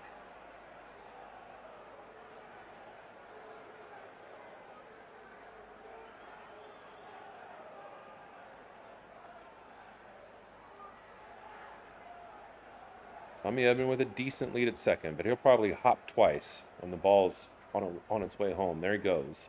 And Teo fouls this one back and out of play to the right side.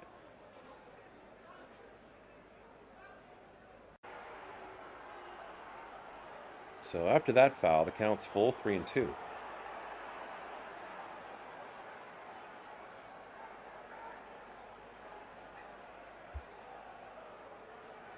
And that one catches the strike zone. And it should be strike 3. We can all see where the ball landed. It did not land outside of the box, but Teo challenges right away. And assuming he's incorrect, that's going to burn the last of the Dodgers' challenges this day. Yeah, it's confirmed. So strike 3, he goes down looking. And the Dodgers have no more challenges. We're only in the 4th inning.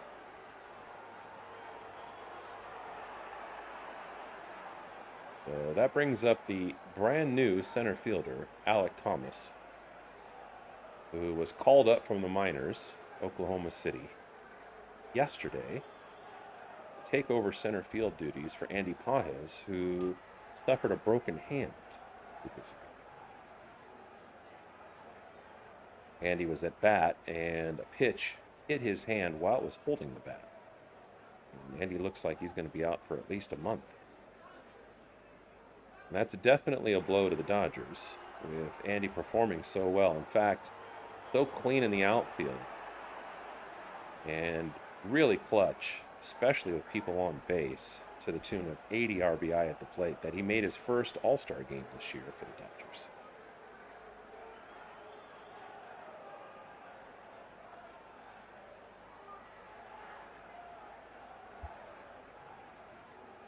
And the 3D finally shows Alec Thomas.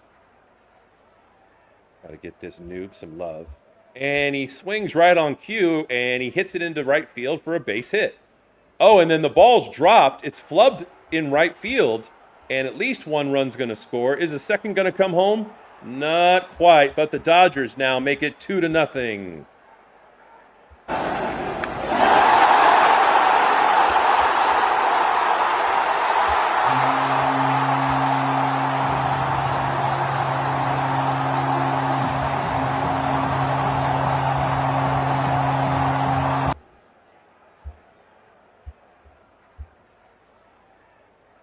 So now Hunter Fiducia is set to come up, who's 0 for 1, and he's batting .231 on the season. He lined out his first time. And looks at that pitch, inside, but in there for a strike.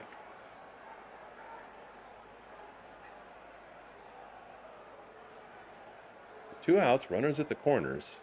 So another opportunity for the Dodgers. Shohei Ohtani on deck. That one just hit the strike zone, and now the count's 0-2.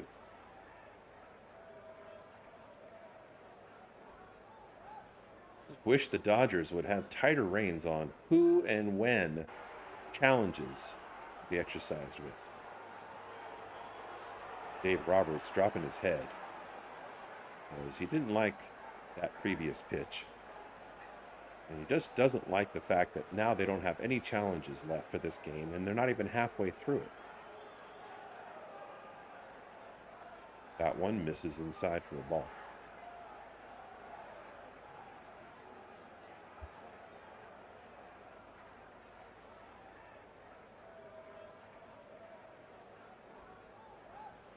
Next pitch to Fiducia, misses well outside. Now the count's 2-2.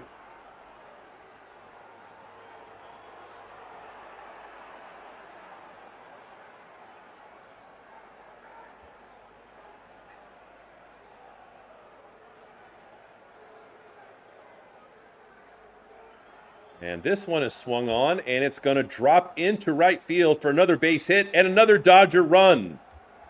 Hunter Fiducia comes through. And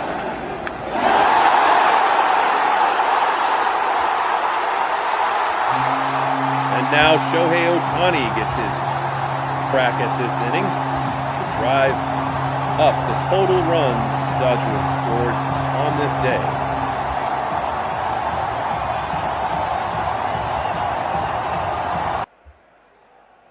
Such a nice welcome change compared to the doldrums that we were experiencing a couple weeks ago during that losing streak, to see the Dodgers get an early lead and build on it. And oh yeah, they have Blake Snell on the mound to hopefully keep the gap where it's at.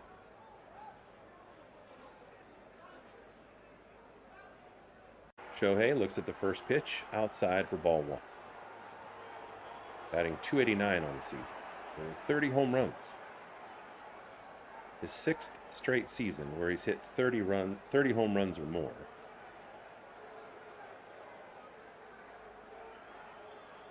And that one catches the strike zone. The count's 1-1.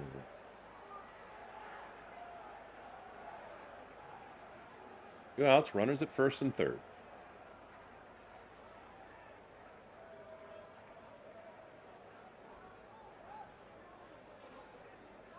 And that one is chopped foul to the right of first base. And the count now to Ohtani is 1-2. It's a little bit unusual for Ohtani. Usually when he fouls something off and it gets anywhere near a civilian, he gives some kind of apologetic gesture and usually a little smile. Didn't do it on that one.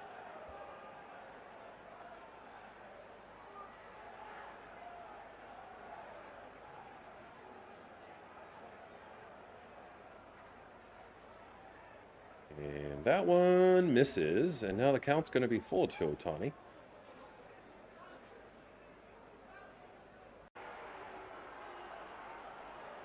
Shohei Ohtani is the first and only shirt or jersey that I've bought with a Dodger name on it. I'm wearing it right now. It's on the back. Don't ask me to prove it. I'm a very trustworthy person. I just love the way he goes about his game, his demeanor, and of course his talent in so many different areas of the game.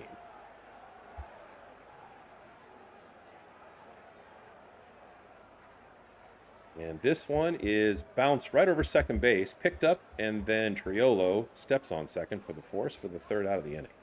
But the Dodgers tack on a couple more, and great to see them with the early lead. We'll see how Blake Snell responds, and the Pittsburgh Pirates as well after this. But at the end of 4, it's Pittsburgh 0 and the Dodgers 3.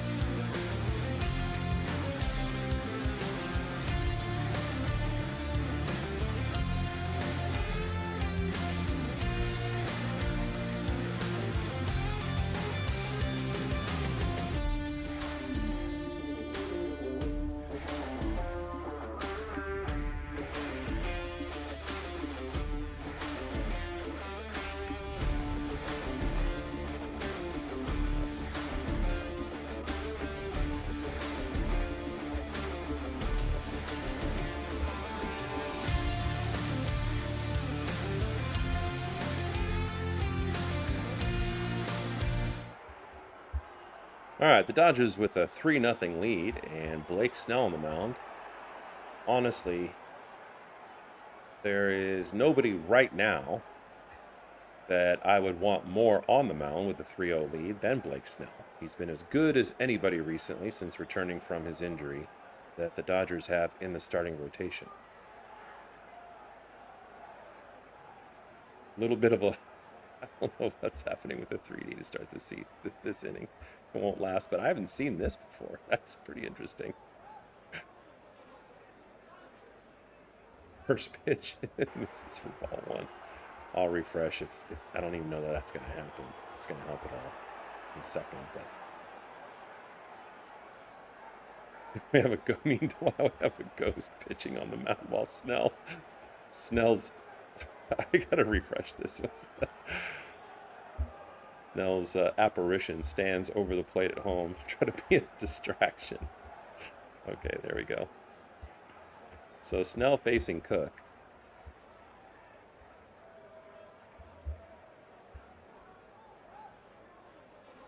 Cook's 0 for 1 today, and he's batting in the 9 spot. Hitting 184 in the season. One foul back.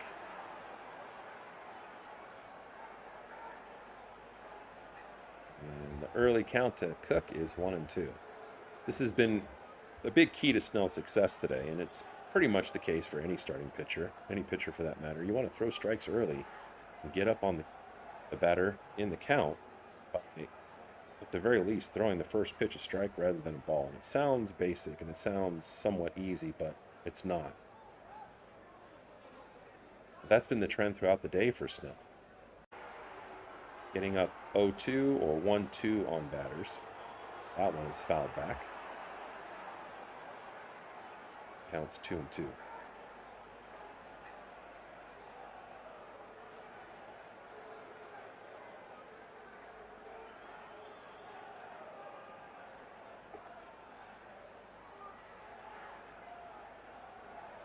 Next pitch. Chopped foul to the left. Max Muncy pursues it, but it's not even close to being fair. And the count is full.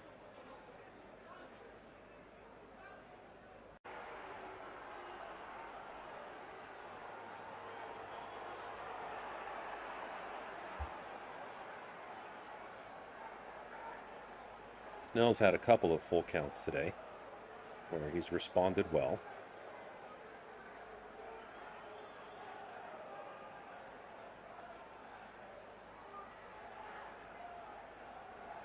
And this one is popped high, and it looks like it's going to be playable for Freddie Freeman. And it is.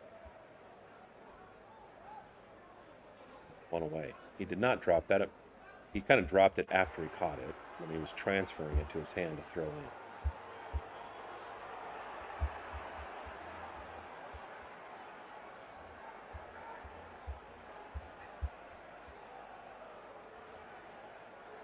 And so now the Pirates are back to the beginning of their lineup, and one of the best batters in baseball coming up, Gonzalez, who's 0 for 1 today.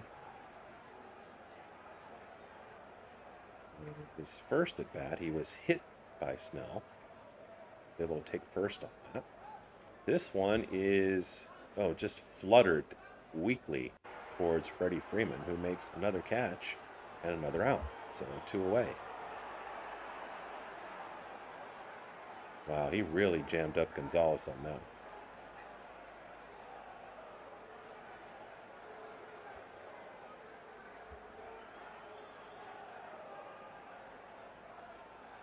And the first pitch to Valdez misses outside. Valdez is 0 for 2 today. And he's batting .249 on the season.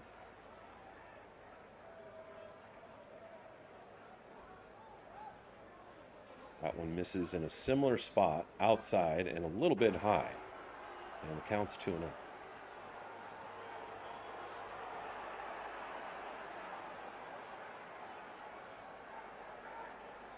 Next pitch from Snell. It's a little low, but Valdez chases nonetheless and misses. Counts now 2-1.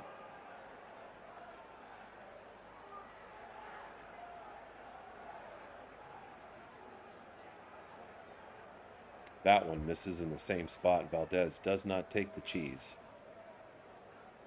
Counts 3-1.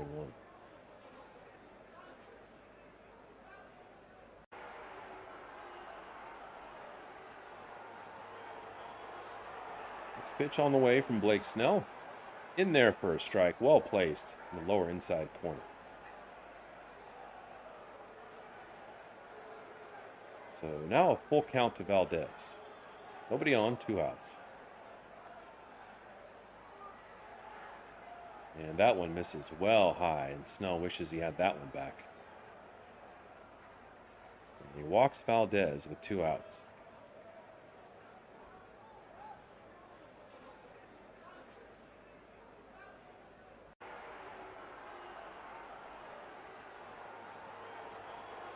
So Brian Reynolds comes up, who's 0 for 1 with a walk today. He's batting in the 3rd spot. Average on the season is .262.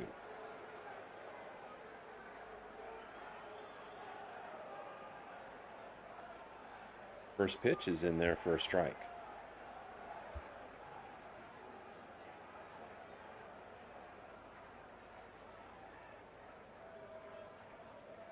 Next pitch is grounded to short, kind of short. And so Mookie Betts has to charge it, but he does quickly with that speed that used to be profiled in right field. And after charging it, picks it up and throws to first quickly for the 3rd out of the inning. And Blake Snell now, after facing the Pittsburgh Pirates batting order 5 times, still holds them scoreless. Go to the bottom of the 5th, and it's Pittsburgh 0, LA 3.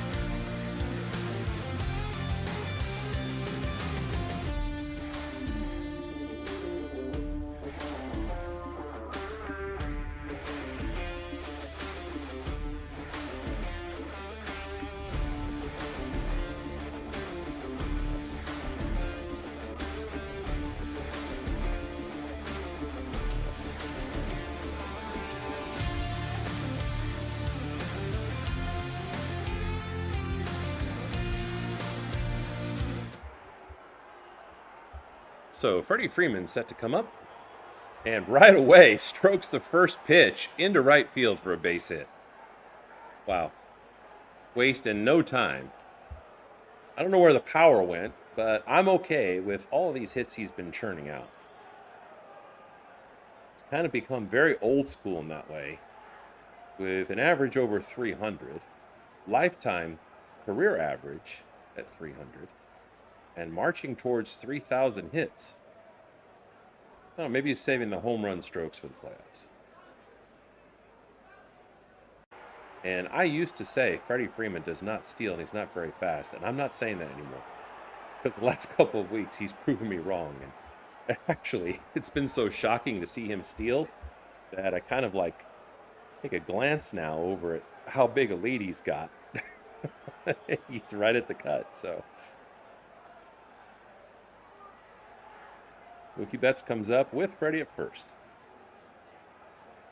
And Mookie's 0 for 2 today.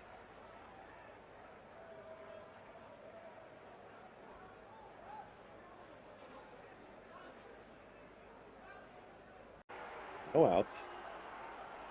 The pitch to Betts is lined into right center. And it is going to drop. And Freddie Freeman's already rounding second. He's going into third.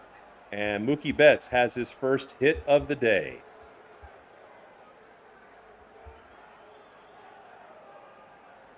There we go. There's the Dodger dance. There's the Freddie. And nobody out with runners at the corners. Next up, Max Muncy. Cleanup today, 0 for 1. But did draw a walk earlier in the game.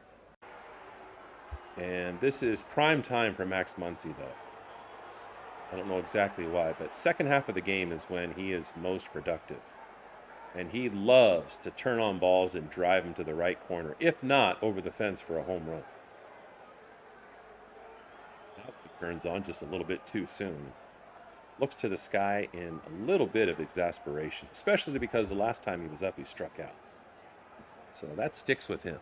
Yeah, kind of creates a fire in his belly. And for some guys, that's not productive, but it is for Max. That's just how he's successful. That's how he's wired.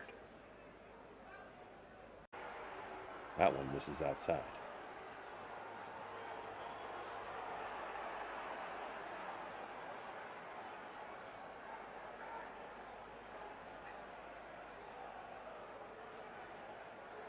So the next pitch on the way to Max Muncy with a 1-1 count. And this one's chopped short, and the pitcher is going to get it and throw it to first. But Max Muncy creates an RBI as Freddie Freeman was on the run the minute the ball was hit back to the pitcher. And so the Dodgers collect another run.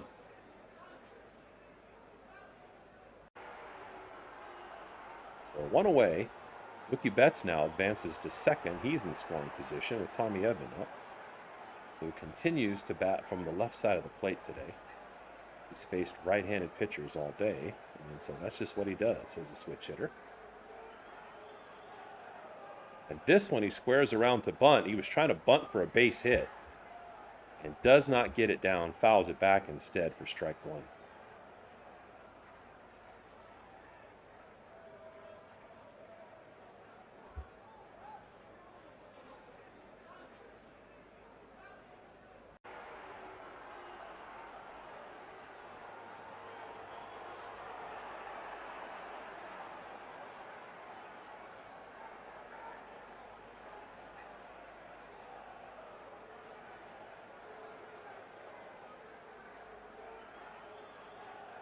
And Majinski tries to pick off Mookie Betts. The shortstop snuck in behind him, but play is unsuccessful.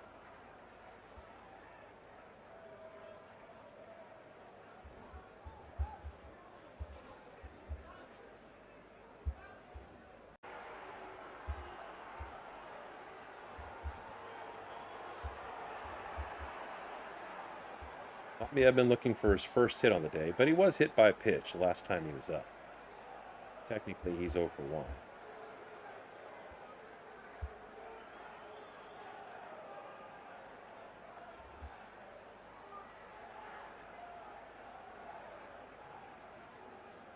Very worried about Mookie Betts at second base, which is kind of weird.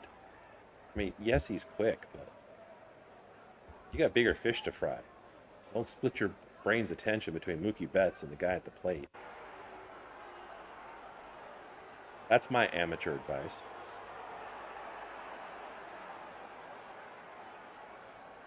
That misses outside, and the count is 2-2.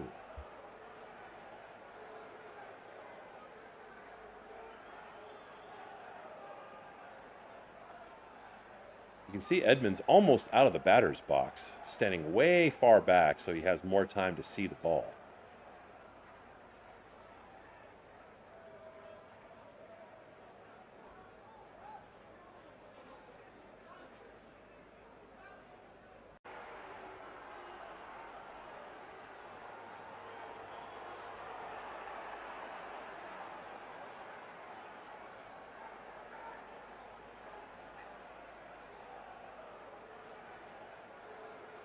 And both Edmund and the pitcher kind of taking mini delays here.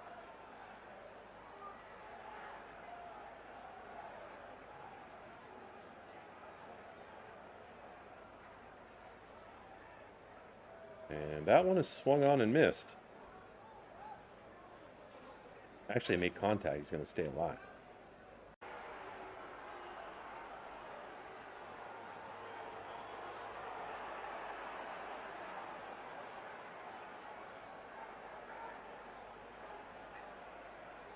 And this one is flied high to right field. It's not going to be any trouble for the right fielder to make the catch, but it's driven deep enough where Mookie Betts is able to tag from second and go to third. So Edman moves the runner along. And that's going to bring up Kyle Tucker, who's already 1 for 1 today. He has a single and he scored. That's a day after he broke that terrible 0 for streak at Dodger Stadium, 0 for 25. And it was at a great time for the Dodgers as he drove in 2 runs yesterday.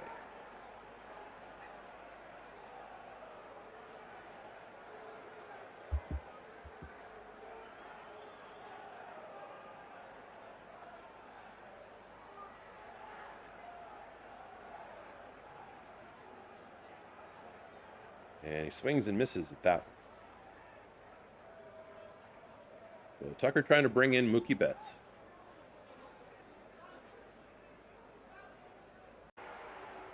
And the hit that he got today, he really turned on that one. I mean, there was just no doubt. He was all over it and drove it to right field. Check swing there, and they say he went.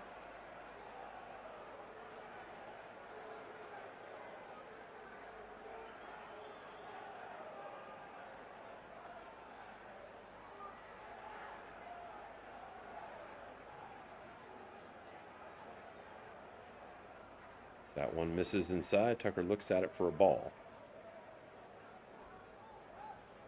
And they trade him. Get that one clean. Bring in a new one from the home plate umpire. Tucker's been batting right at .230 for weeks. I don't remember the last time his average was anything but. And it looks at that one. That one's low. Trade balls again.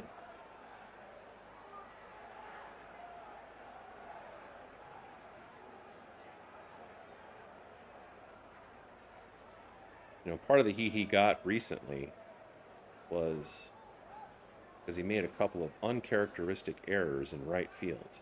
But he's actually pretty graceful, especially for a tall guy. Swings and misses at that one. Strike 3, though. So the Dodgers tack on another one. And at the end of 5, it's Pittsburgh 0 and the Dodgers 4.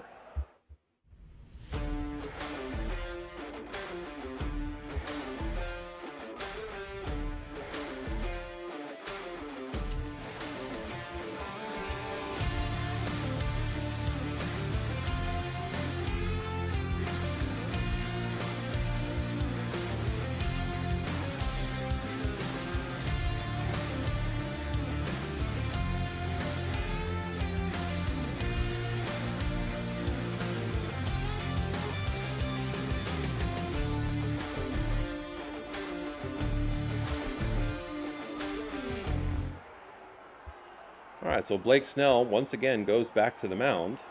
So far, holding the Pittsburgh Pirates, one of the best offenses in baseball, scoreless. And as you can see with our command center, he's currently up to 83 pitches.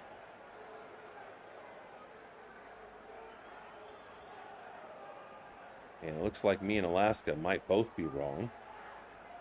Excellent outing for him, but we both thought he was going to have a higher strikeout pace than he has right now.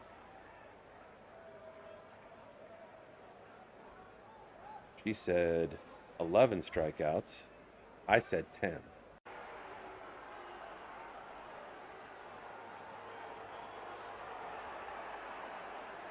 And that one is a check swing, just fouled left of third base as Max Muncy was running it down.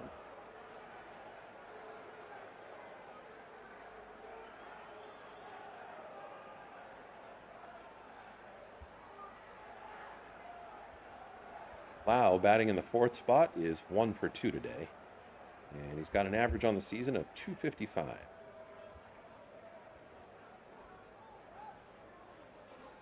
That one. This is just outside. And the count to Lau is 1-2. You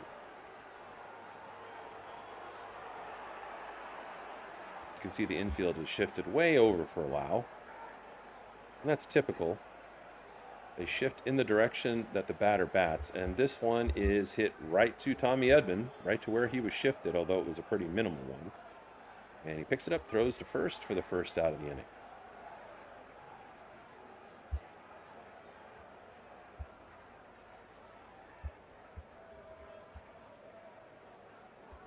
So Rafael Flores Jr. comes up, who's 0 for 2 today.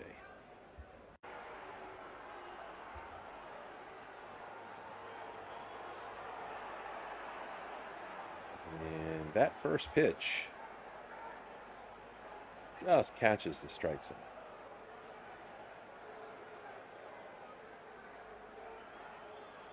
And I think Snell has told the umpires that he needs the grounds crew to come out and fix the pitcher's mound.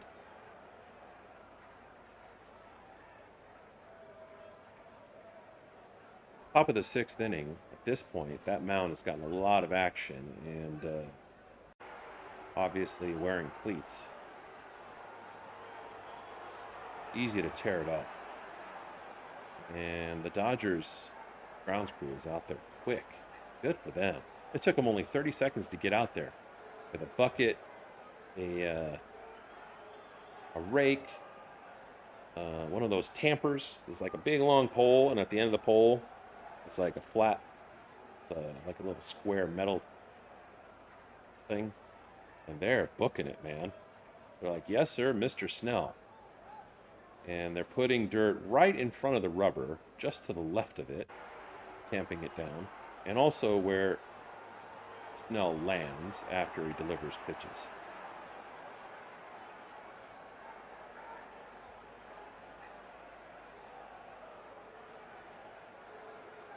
And if you're joining us for the first time today, welcome. Appreciate everybody clicking like on the broadcast. We are a new channel, and we're trying to get expanded and visible. So you could take a minute and join LA Press Box by clicking subscribe. That would be awesome. Help you find us, especially as we expand into the fall beyond the Dodgers and start to cover football. For my part, as much as I love the Dodgers, football is my jam. Played and coached, both in college. And really looking forward to covering the Rams, the Chargers, and UCLA football, my alma mater.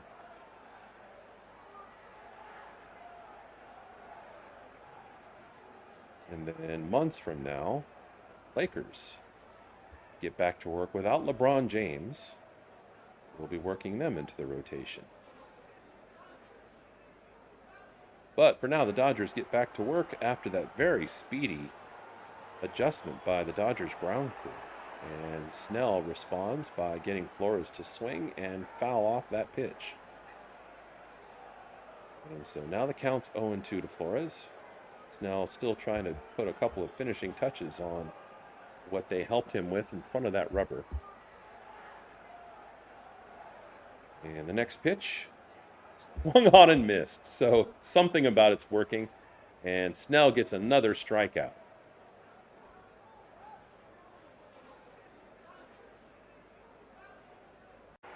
And now he's up to 90 pitches on the day.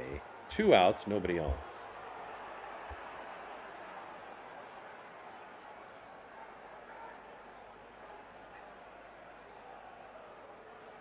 Love to get York out with one pitch. Make him ground out somewhere. Swings and misses at that one. So that maybe Blake Snell can come back for one more inning.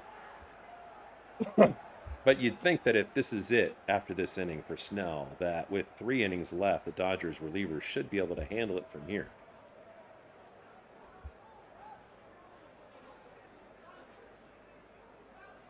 Problem is they're facing the Pirates.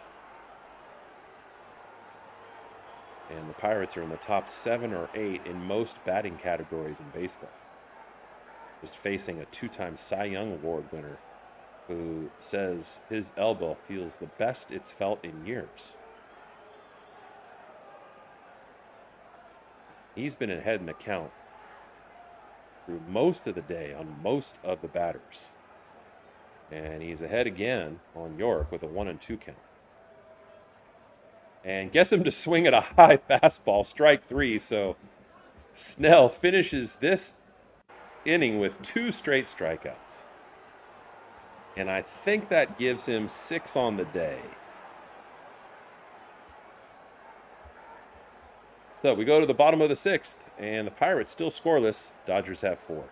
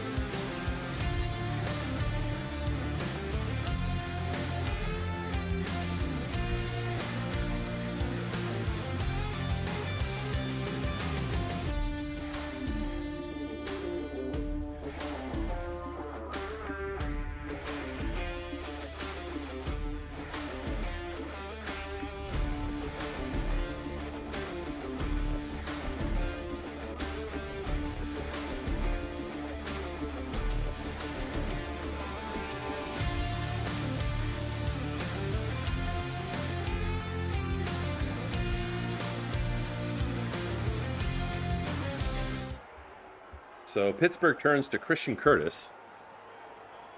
And the Dodgers have Teoscar Hernandez to come up and face him. Teo's 0 for 2 on the day so far.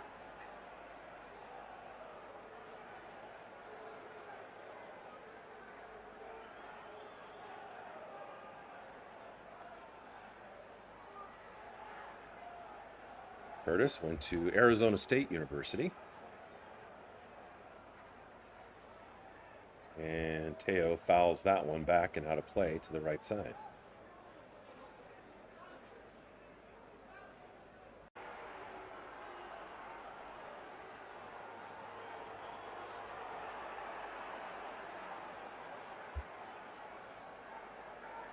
And this one is flied high.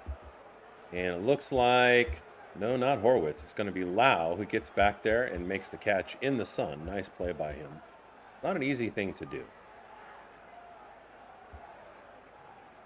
And one away. And that brings up Thomas, who in 2 straight days, after being called up from the minors to replace Andy Pajes at center field, has base hits. Swings at the first pitch and misses for a strike. He actually has RBI singles in both days. And I'd really like to see him get stretched in center field. He'll have like a really tough ball to get to in any direction and have to dive or at least slide and get it. And as he continues to perform, assuming he does the way that he is at the plate, I'm sure that'll happen at some point. I just want to see how athletic this guy is. But he definitely looks quick. And obviously, he's holding his own at the plate so far. This one, he flies to right. And there's 2 away.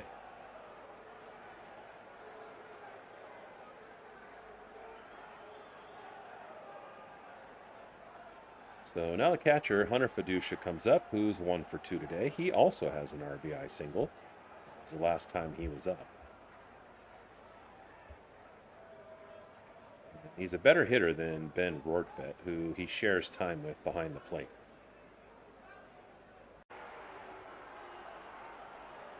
Hunter has 3 home runs, and he turns on that one just a little bit too early for a foul and a strike.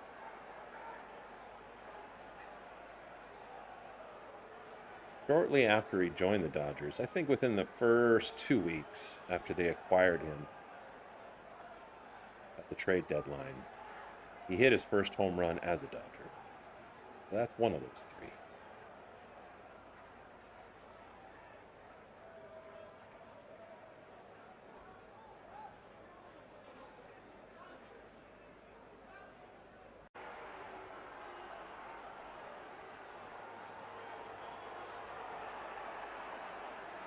Curtis throws the next pitch low, and now the count's 2-1. Big dude, at least a tall dude. He's actually not thick, but Curtis is listed at 6'5".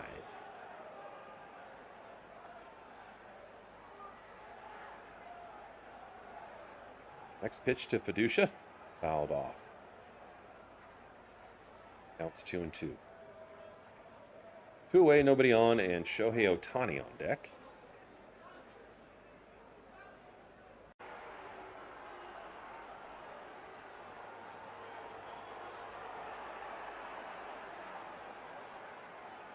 And the next pitch misses high. Now the count's full, 3-2.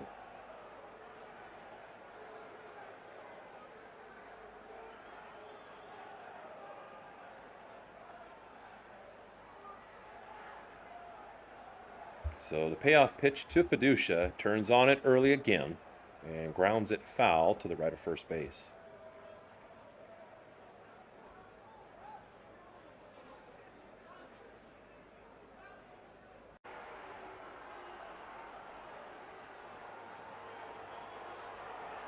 So they're going to do it once again. Full count pitch from Curtis.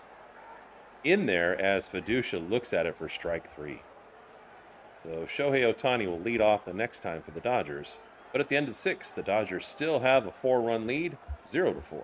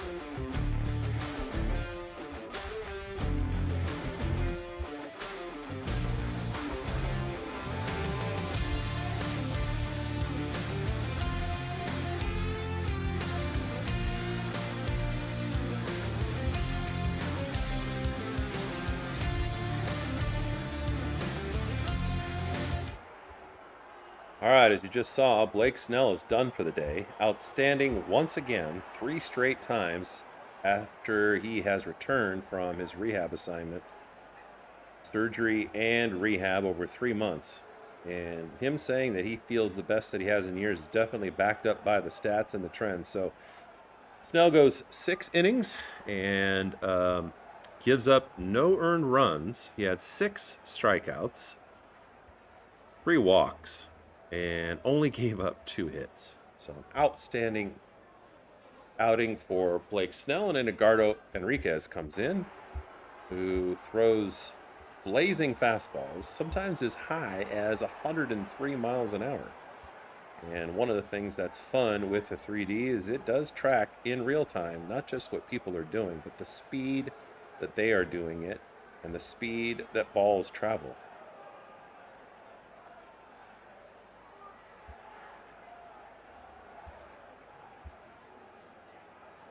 Enriquez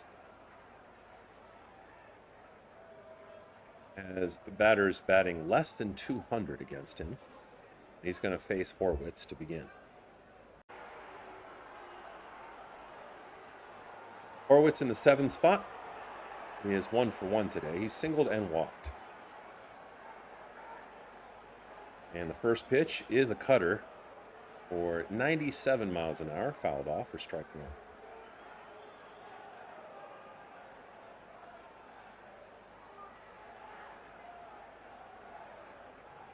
Enriquez wearing number 60. And the next pitch, only 100 miles an hour. Horwitz fouls it off, and now he's in a hole, 0-2.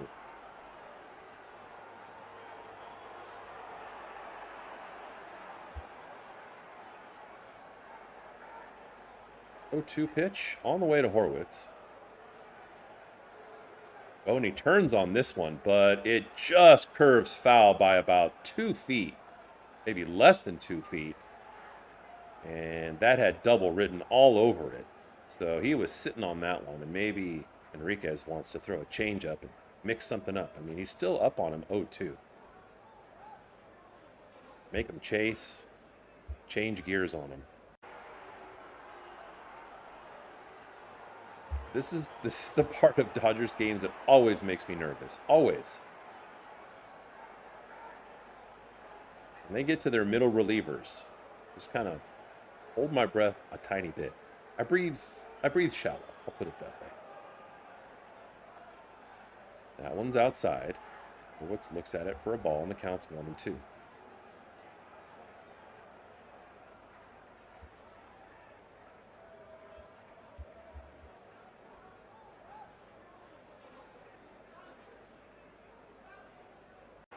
Next pitch, swung on and missed, and 1 batter, 1 strikeout, and that one was as advertised. It was clocked at 103 miles per hour. Now, Badusha's coming out to talk to him. I wonder if the Pirates are going to send out a pinch hitter. And it looks like they are, so this is why they're conferencing, talking about strategy. They're going to face Jacob Gonzalez.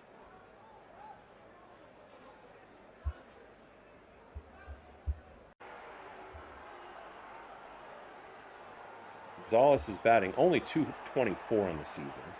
6 home runs.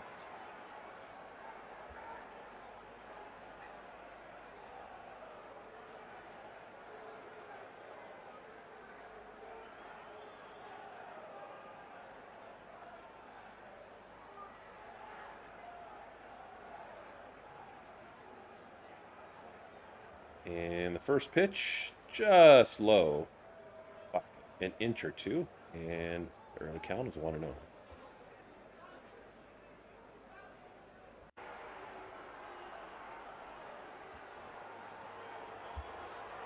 And this one is fly to left. I think it's going to be playable. Teo is actually running hard for a change, and he makes the catch in foul territory.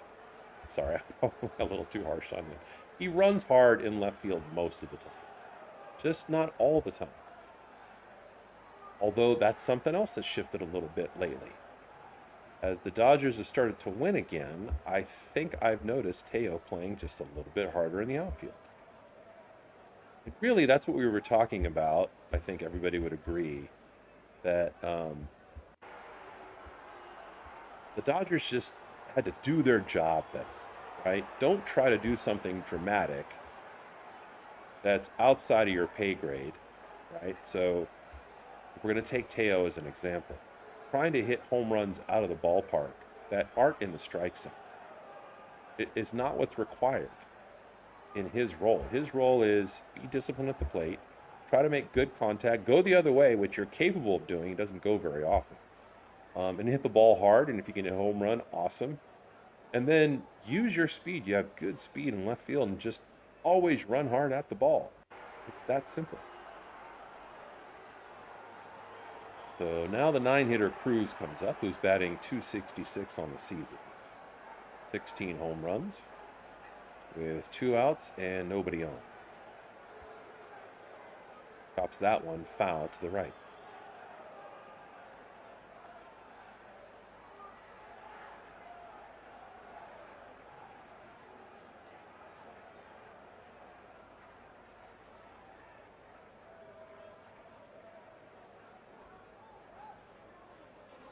Next pitch. Missed. Counts 1-1.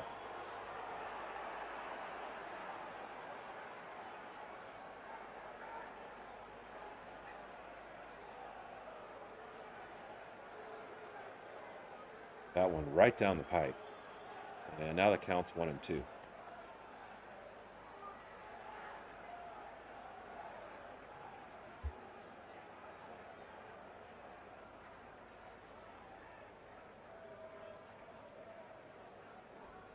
And O'Neill Cruz looks at the next one, high and outside. It was another 103-mile-an-hour fastball.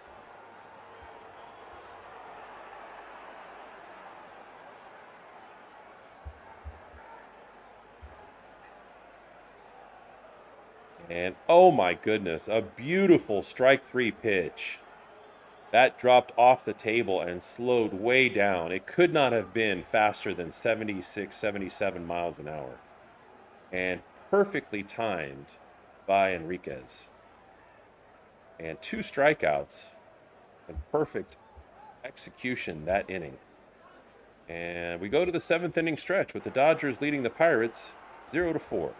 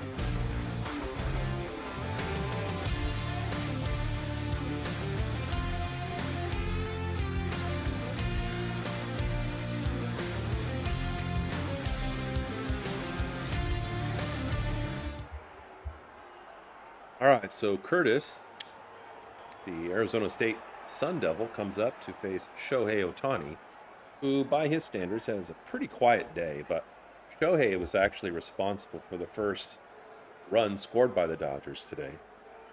He just did it in a multi-step process.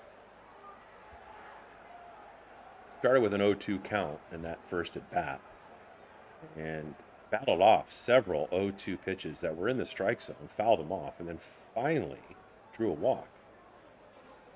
Then as soon as he was on base, he saw the starting pitcher not paying attention before he was getting ready to pitch to Freddie Freeman and just stole second. Cleanly and clearly. As Ohtani swings at the first pitch, he starts in a hole. Then the next one misses and the count's 1-1. And then when Shohei was on second, Freddie Freeman singled. And so that pushed Ohtani to third base, which made it easier for him to score when Mookie Betts hit into a double play. And that's how he accounted for the first run of the day for the Dodgers. And it was a nice positive start because it happened right in the first inning.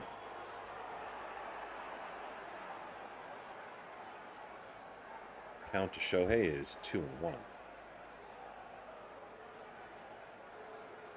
And the next pitch from Curtis, swung on and missed.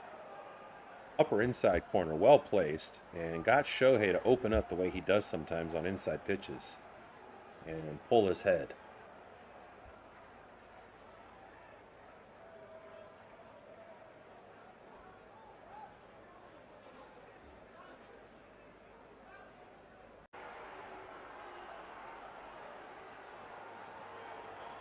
And the 2-2 pitch is fouled off by Shohei.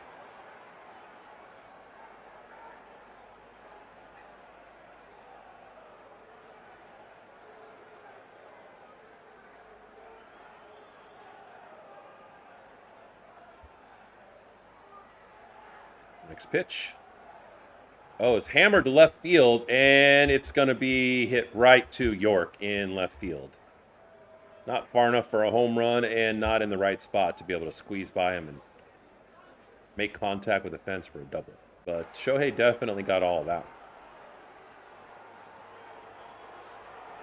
So now Freddie Freeman, after that out, comes up, who's 2 for 3, has 2 singles on the day.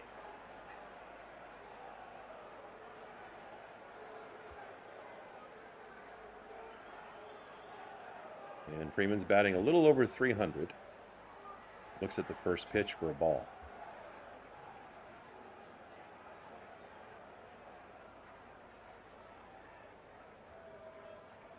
Next pitch on the way from the 6'5" Curtis is grounded, and the first baseman gets to it. And Horowitz flips it to Curtis for the second out of the inning.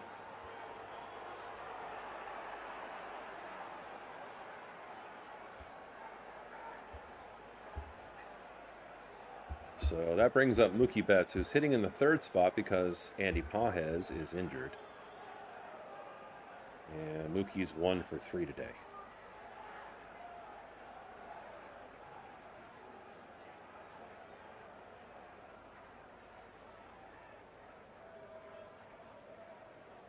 And Mookie swings at the first pitch. Flied high, but they should be able to get to it there in left field. And York does for the third out. So the Dodgers go quietly and quickly in this inning. And at the end of 7, it's the Pirates 0 and the Dodgers 4.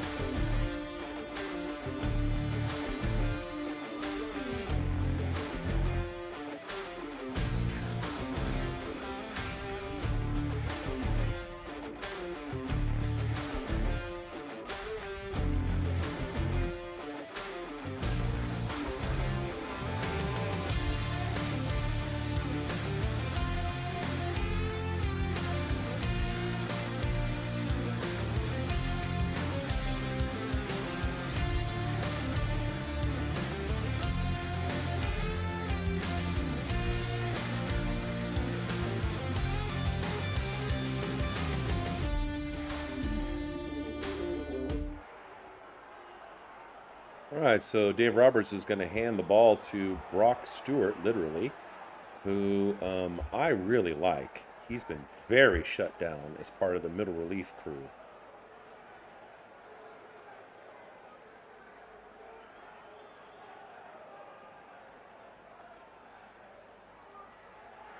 He's pitched in 16 games, has an ERA of 2.2, 17 strikeouts, 5 walks, and batters are hitting, get this, 109.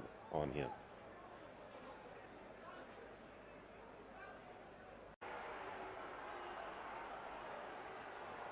He's going to face Nick Gonzalez, who's had a really quiet day today.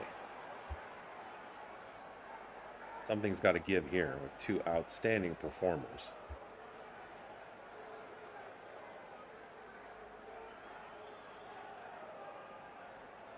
And that one is chopped foul to the left.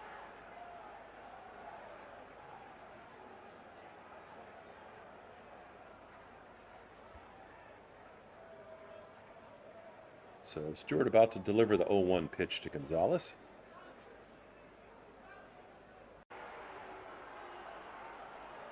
And this one is grounded off of first base. Freddie Freeman is in a good spot. Gets it, and Stewart does a nice job covering, and Freddie underhands it to him for the first out of the inning.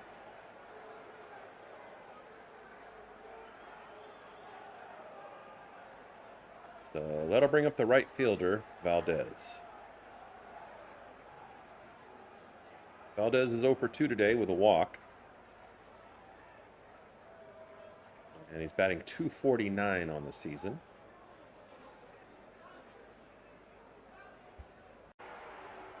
Pirates now are down to their last 5 outs.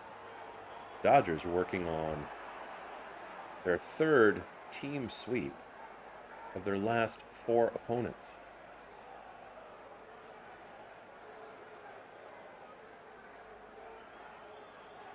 That pitch is in there for a strike.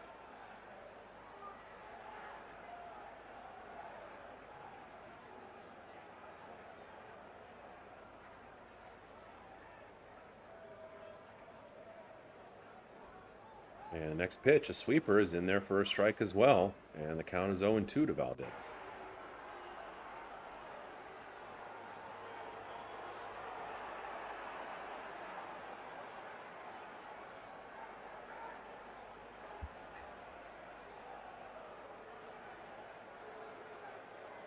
And the next pitch, on the way from Stewart. He knows it's strike 3. That was awesome.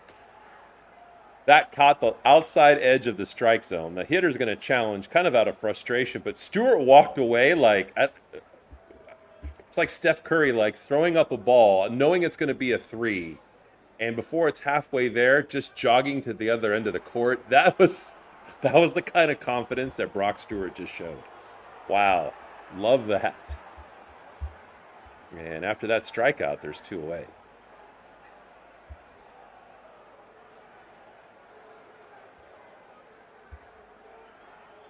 So that'll bring up Reynolds now.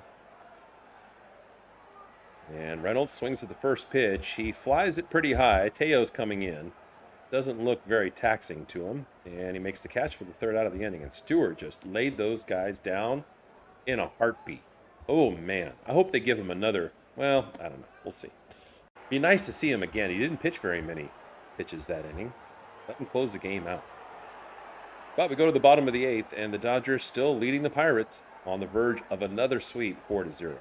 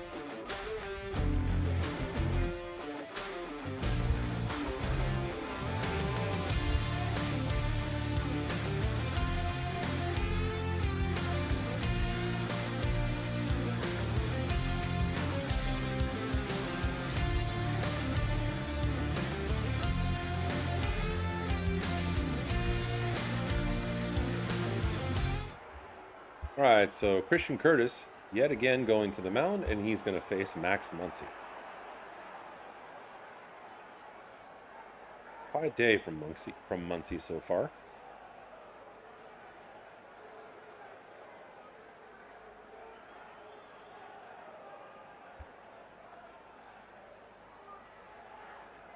He's 0 for 2. Did draw a walk. And he did score an RBI.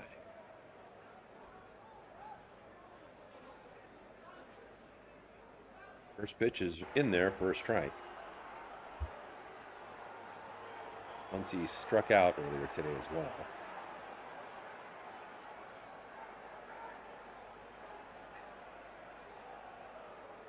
And he fouls that one off to the right. So Muncy finds himself in a quick hole 0-2.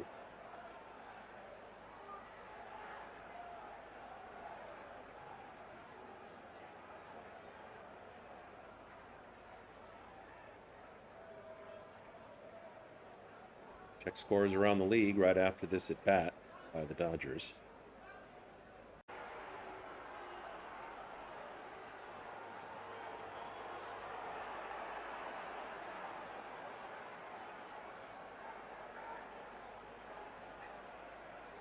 That one misses low after the previous one misses high, evening the count to 2-2.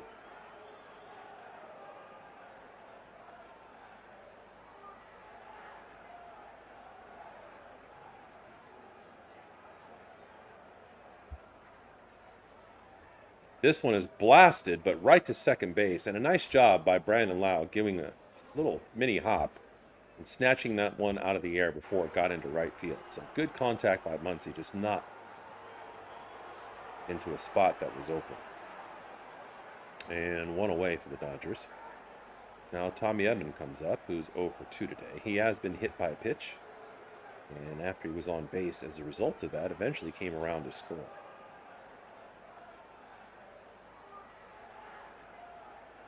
Looks at the first pitch high for a ball.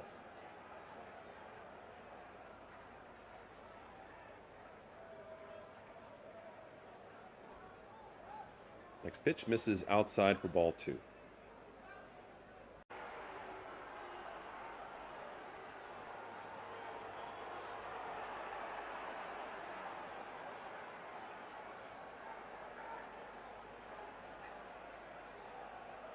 Make that 3-0 now at Tommy Edman.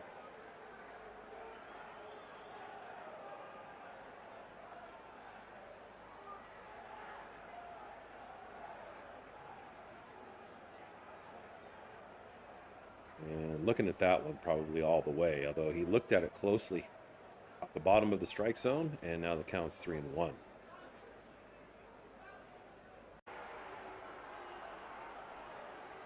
Pitch on the way from Curtis, and it misses outside for ball 4. So with one away, puts a runner on, and a speedy one at that in Tommy Edman. So that brings up the 6-hitter, Kyle Tucker, who's 1 for 2 today. He's walked and singled. It's nice to see him get hits in consecutive home games after his well-chronicled trouble.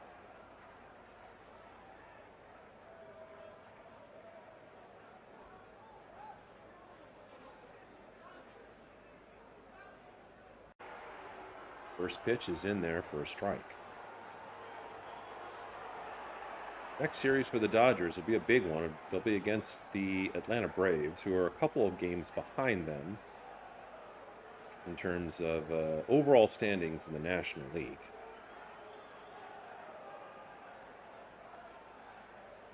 Tucker fouls that one off. To start the day, the Dodgers were 2 games back of Milwaukee, who have the best record in all of baseball. Milwaukee took 3 of 4 games at Dodger Stadium recently, but they're the odd man out in terms of the way the Dodgers have treated their opponents recently. If the Dodgers close this one out, it'll be 3 sweeps of the last 4 opponents. That one is flied shallow left, and the shortstop goes back and makes the catch. So that brings up Teoscar Hernandez, who's 0 for 3 today, and 2 of those are strikeouts. 2 outs, and Tommy Edman on first.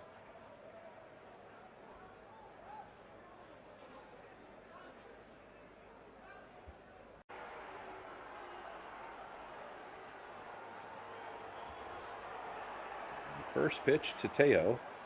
He's just looking at it. total take pitch. He didn't even step with his left foot and give it a good faith pretend like he was maybe thinking of swinging. And it happened to be in the dirt.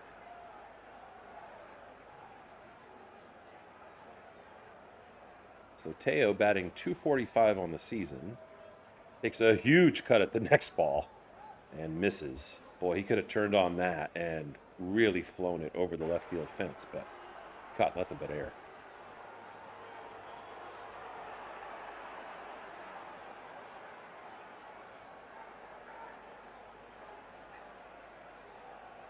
Next one misses low. And now the count's 2-1.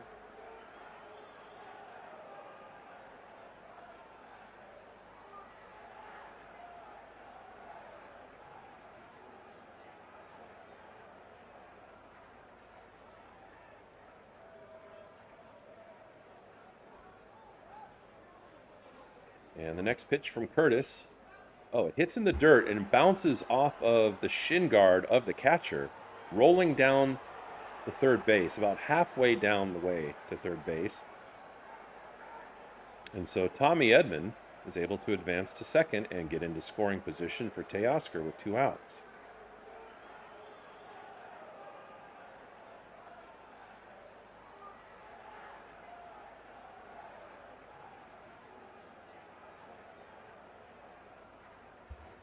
So the count 3-1 to Teoscar.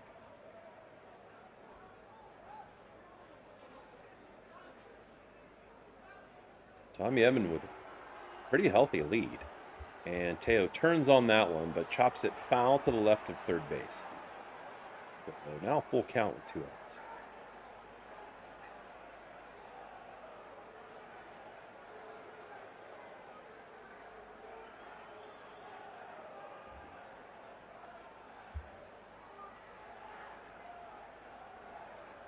Next pitch to Teo, and he goes the other way, but he doesn't hit very hard. And because even though the infield was shifted over, the fact that the ball was not hit hard gives the second baseman a chance to recover, pick it up, and throw to first for the 3rd out. So I like that, actually. I like the fact that Teo was willing to try to go the other way with an outside pitch. And of course, we want another run, but right now we should be in pretty good shape. And at the end of 8, the Dodgers looking to close this out with Pittsburgh scoreless and down to their last 3 outs.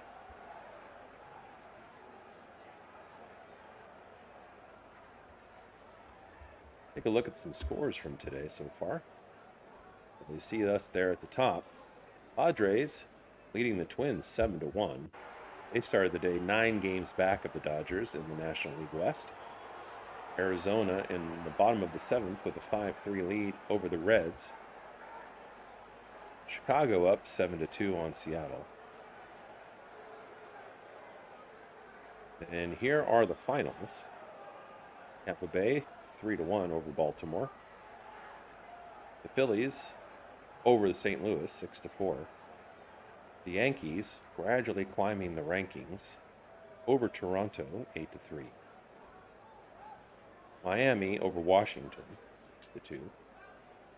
The Royals over Detroit 11-7.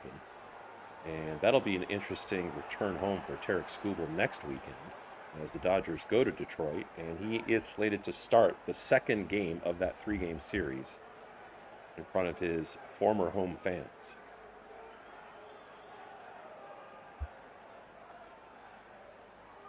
So top of the 9th, and Alex Vesia looks like he's going to get the opportunity to come in and close this game out.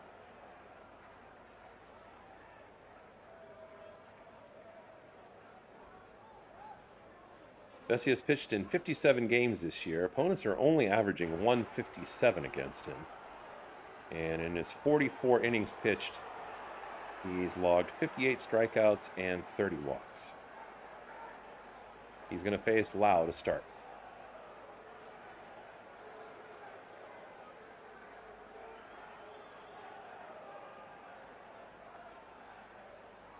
And this will be lefty on lefty. First pitch, well outside for ball 1.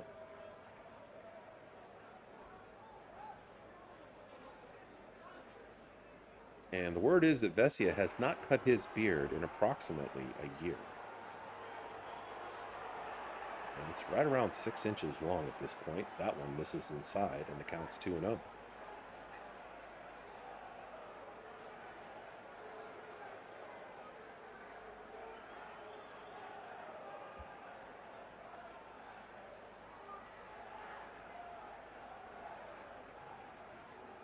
Pitch from Vesia to Lau. And just high, but Lau took a huge cut. Probably a little too much power and not enough eye contact.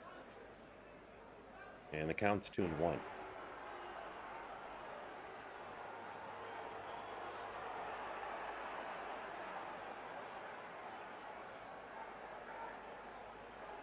That one misses well inside. Now the count's 3-1.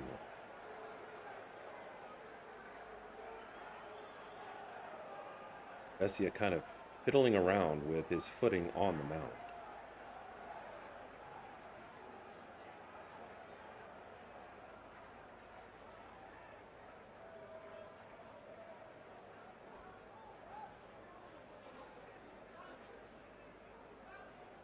Three-one pitch, way outside for ball 4.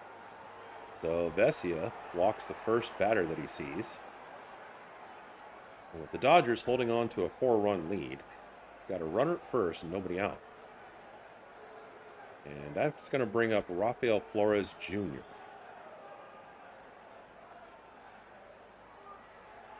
Batting in the 5th spot today, but he's 0 for 3.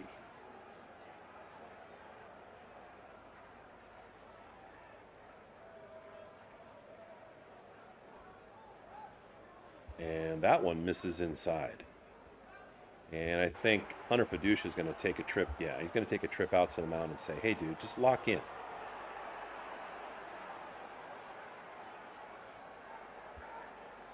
know what I mean? Just throw strikes. They have the work ahead of them. They're down by 4 runs. The tying run is in the dugout right now. Make them work for it. And slow down a little bit. Sometimes when Vesia, because he's so fired up when he comes out, when he gets in a bind, he just like speeds up. He becomes just a little bit manic. So that was a good choice by Fiducia, in my opinion, to try to get him to slow down for a second.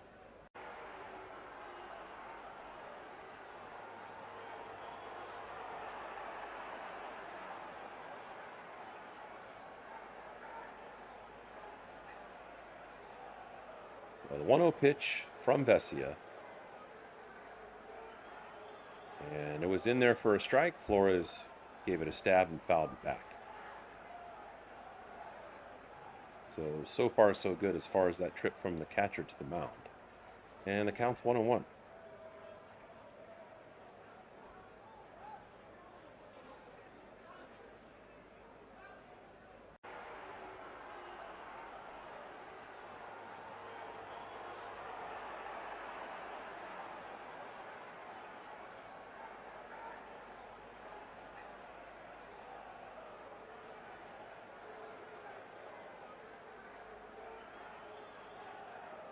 Vesia looking over at first. Don't want to get distracted with that guy. Got a nice lead, and that next pitch is in there for a strike. Now the count's 1-2.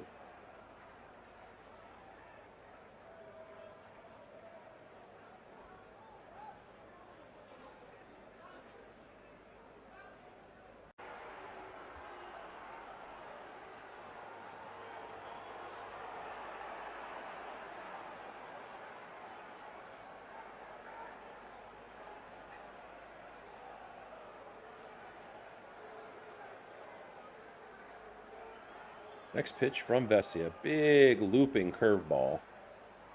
And it was inside, but Flores protecting the plate, fouls it off to the left into the Dodger dugout. Count remains 1-2.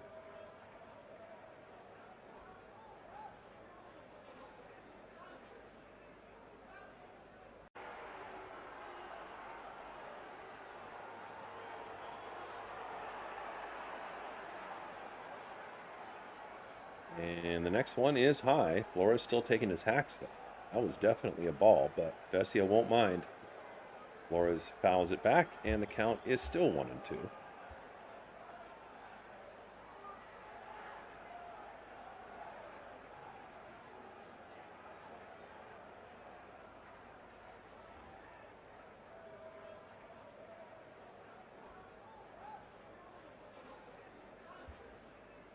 The next pitch misses low, and now the count's 2-2. And Vesia gets the ball and gets busy behind the mound. Paces a little bit, picks up the rosin bag, does some stuff in his glove. Hopefully he's not getting manic again.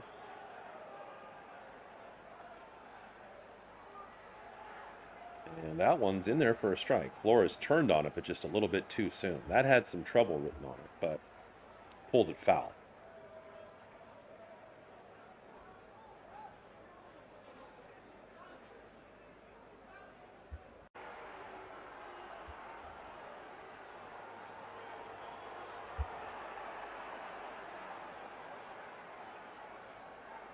So 2-2 pitch.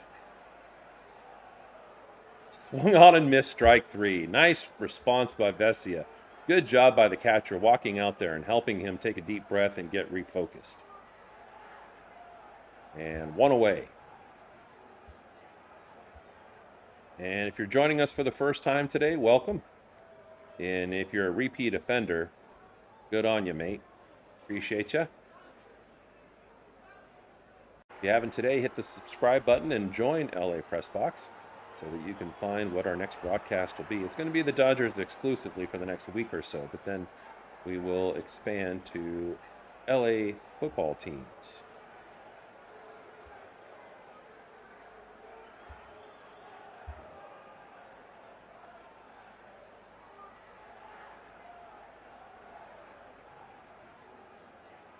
And that one was definitely catchable on the first pitch to York, but Fiducia drops it, and it goes back to the backstop, allowing the runner to advance to second. So 2 straight drops. Not straight, but I mean just clear, clean drops, no excuse, that have happened to Fiducia today from behind the plate.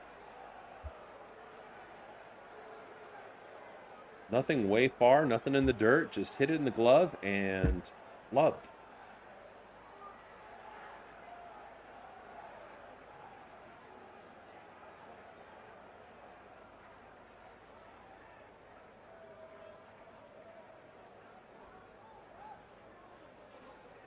Runner at second, 1 out. And the count to York is 2-1. York is batting in the 6th spot today, and he's 0 for 3. That one misses outside. Now the count's 3-1.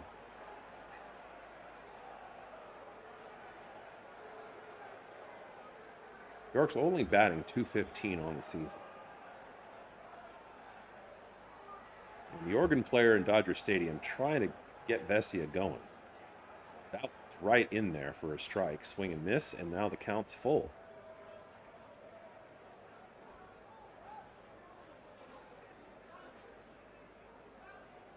You can see the pattern there. Vesia staying away from York. I don't know if that's intentional. It's part of the scouting report, but he's kind of spraying them up and around the strike zone. That one's the tightest so far, and York bit, but was not able to make contact in play. Fouls it off, and the count remains full.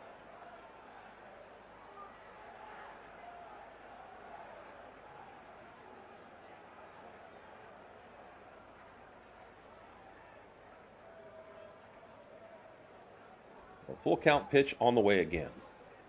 And that one in the lower outside corner of the strike zone. York does a nice job fighting it off and staying alive with 2 strikes.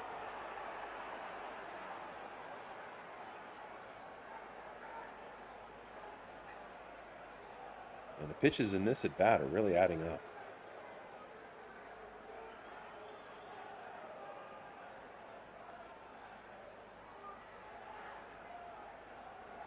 Next pitch. Fouled off again. That one was just a little bit high, but York doing a nice job protecting the plate with 2 strikes. And we've got to be close to 10 pitches in this one at bat.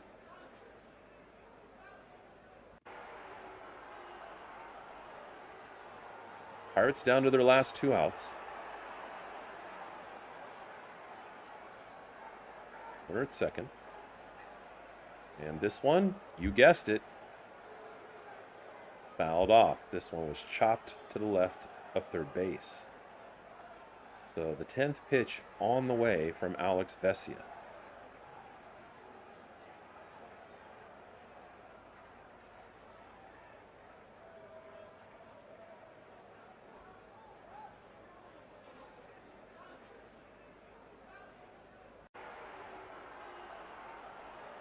And this one is swung on. Contact is made. It's fair. It's going to send Mookie Betts back. And pretty deep for him into left field. Teoscar Hernandez says, go ahead and take it, bro, even though probably you should have let me do it because it's a lot easier for me to run forward than you back. But regardless, makes the catch and 2 away.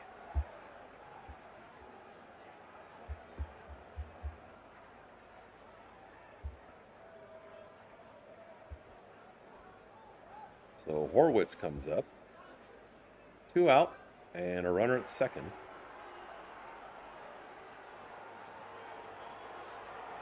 And the first one is in there for a strike.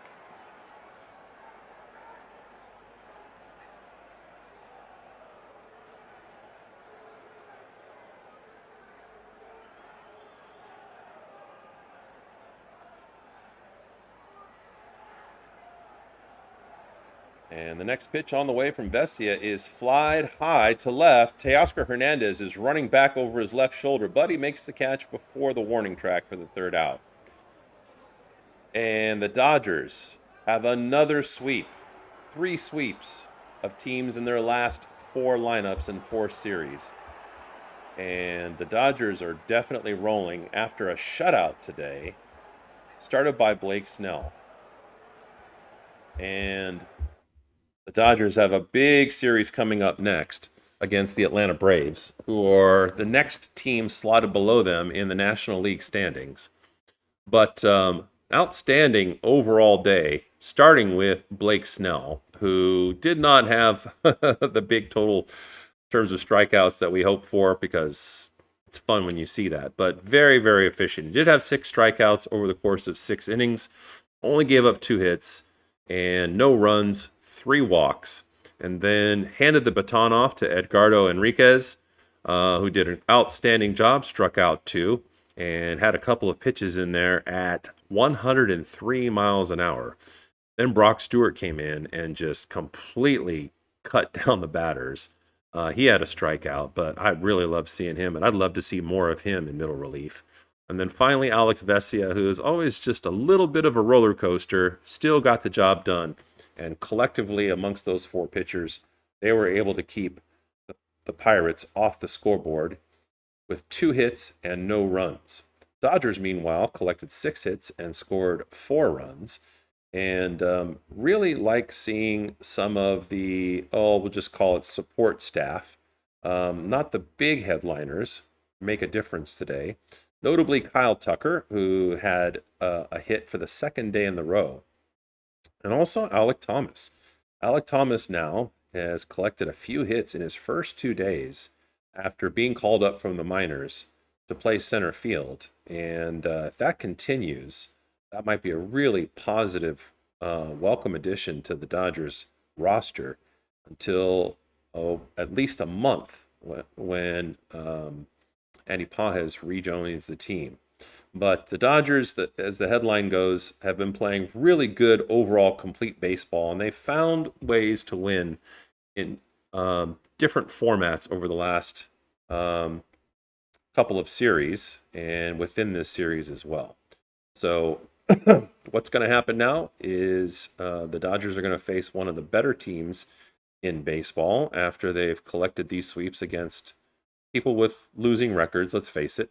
And then next weekend, they're going to go into Detroit and face the Tigers. And that's partly interesting because Tarek Skubal, who was traded from the Tigers and has been a major contributor for the Dodgers as recently as 2 days ago, got his first victory as a Dodger after throwing 11 strikeouts as a response from his first inning where he gave up 3 runs to these Pittsburgh Pirates. So that'll be fun to watch next weekend. We will be back at the end of next week. So if you're looking for us, that's why it helps us subscribe, because then you can already see which ones are next on the ledger for us. It's far as the broadcast menu. And in the next couple of weeks, as we've said before, we are going to roll out covering football in addition to the Dodgers. But thanks to everybody who joined us today on the broadcast. Appreciate the support, and we'll see you next time on LA Press Box.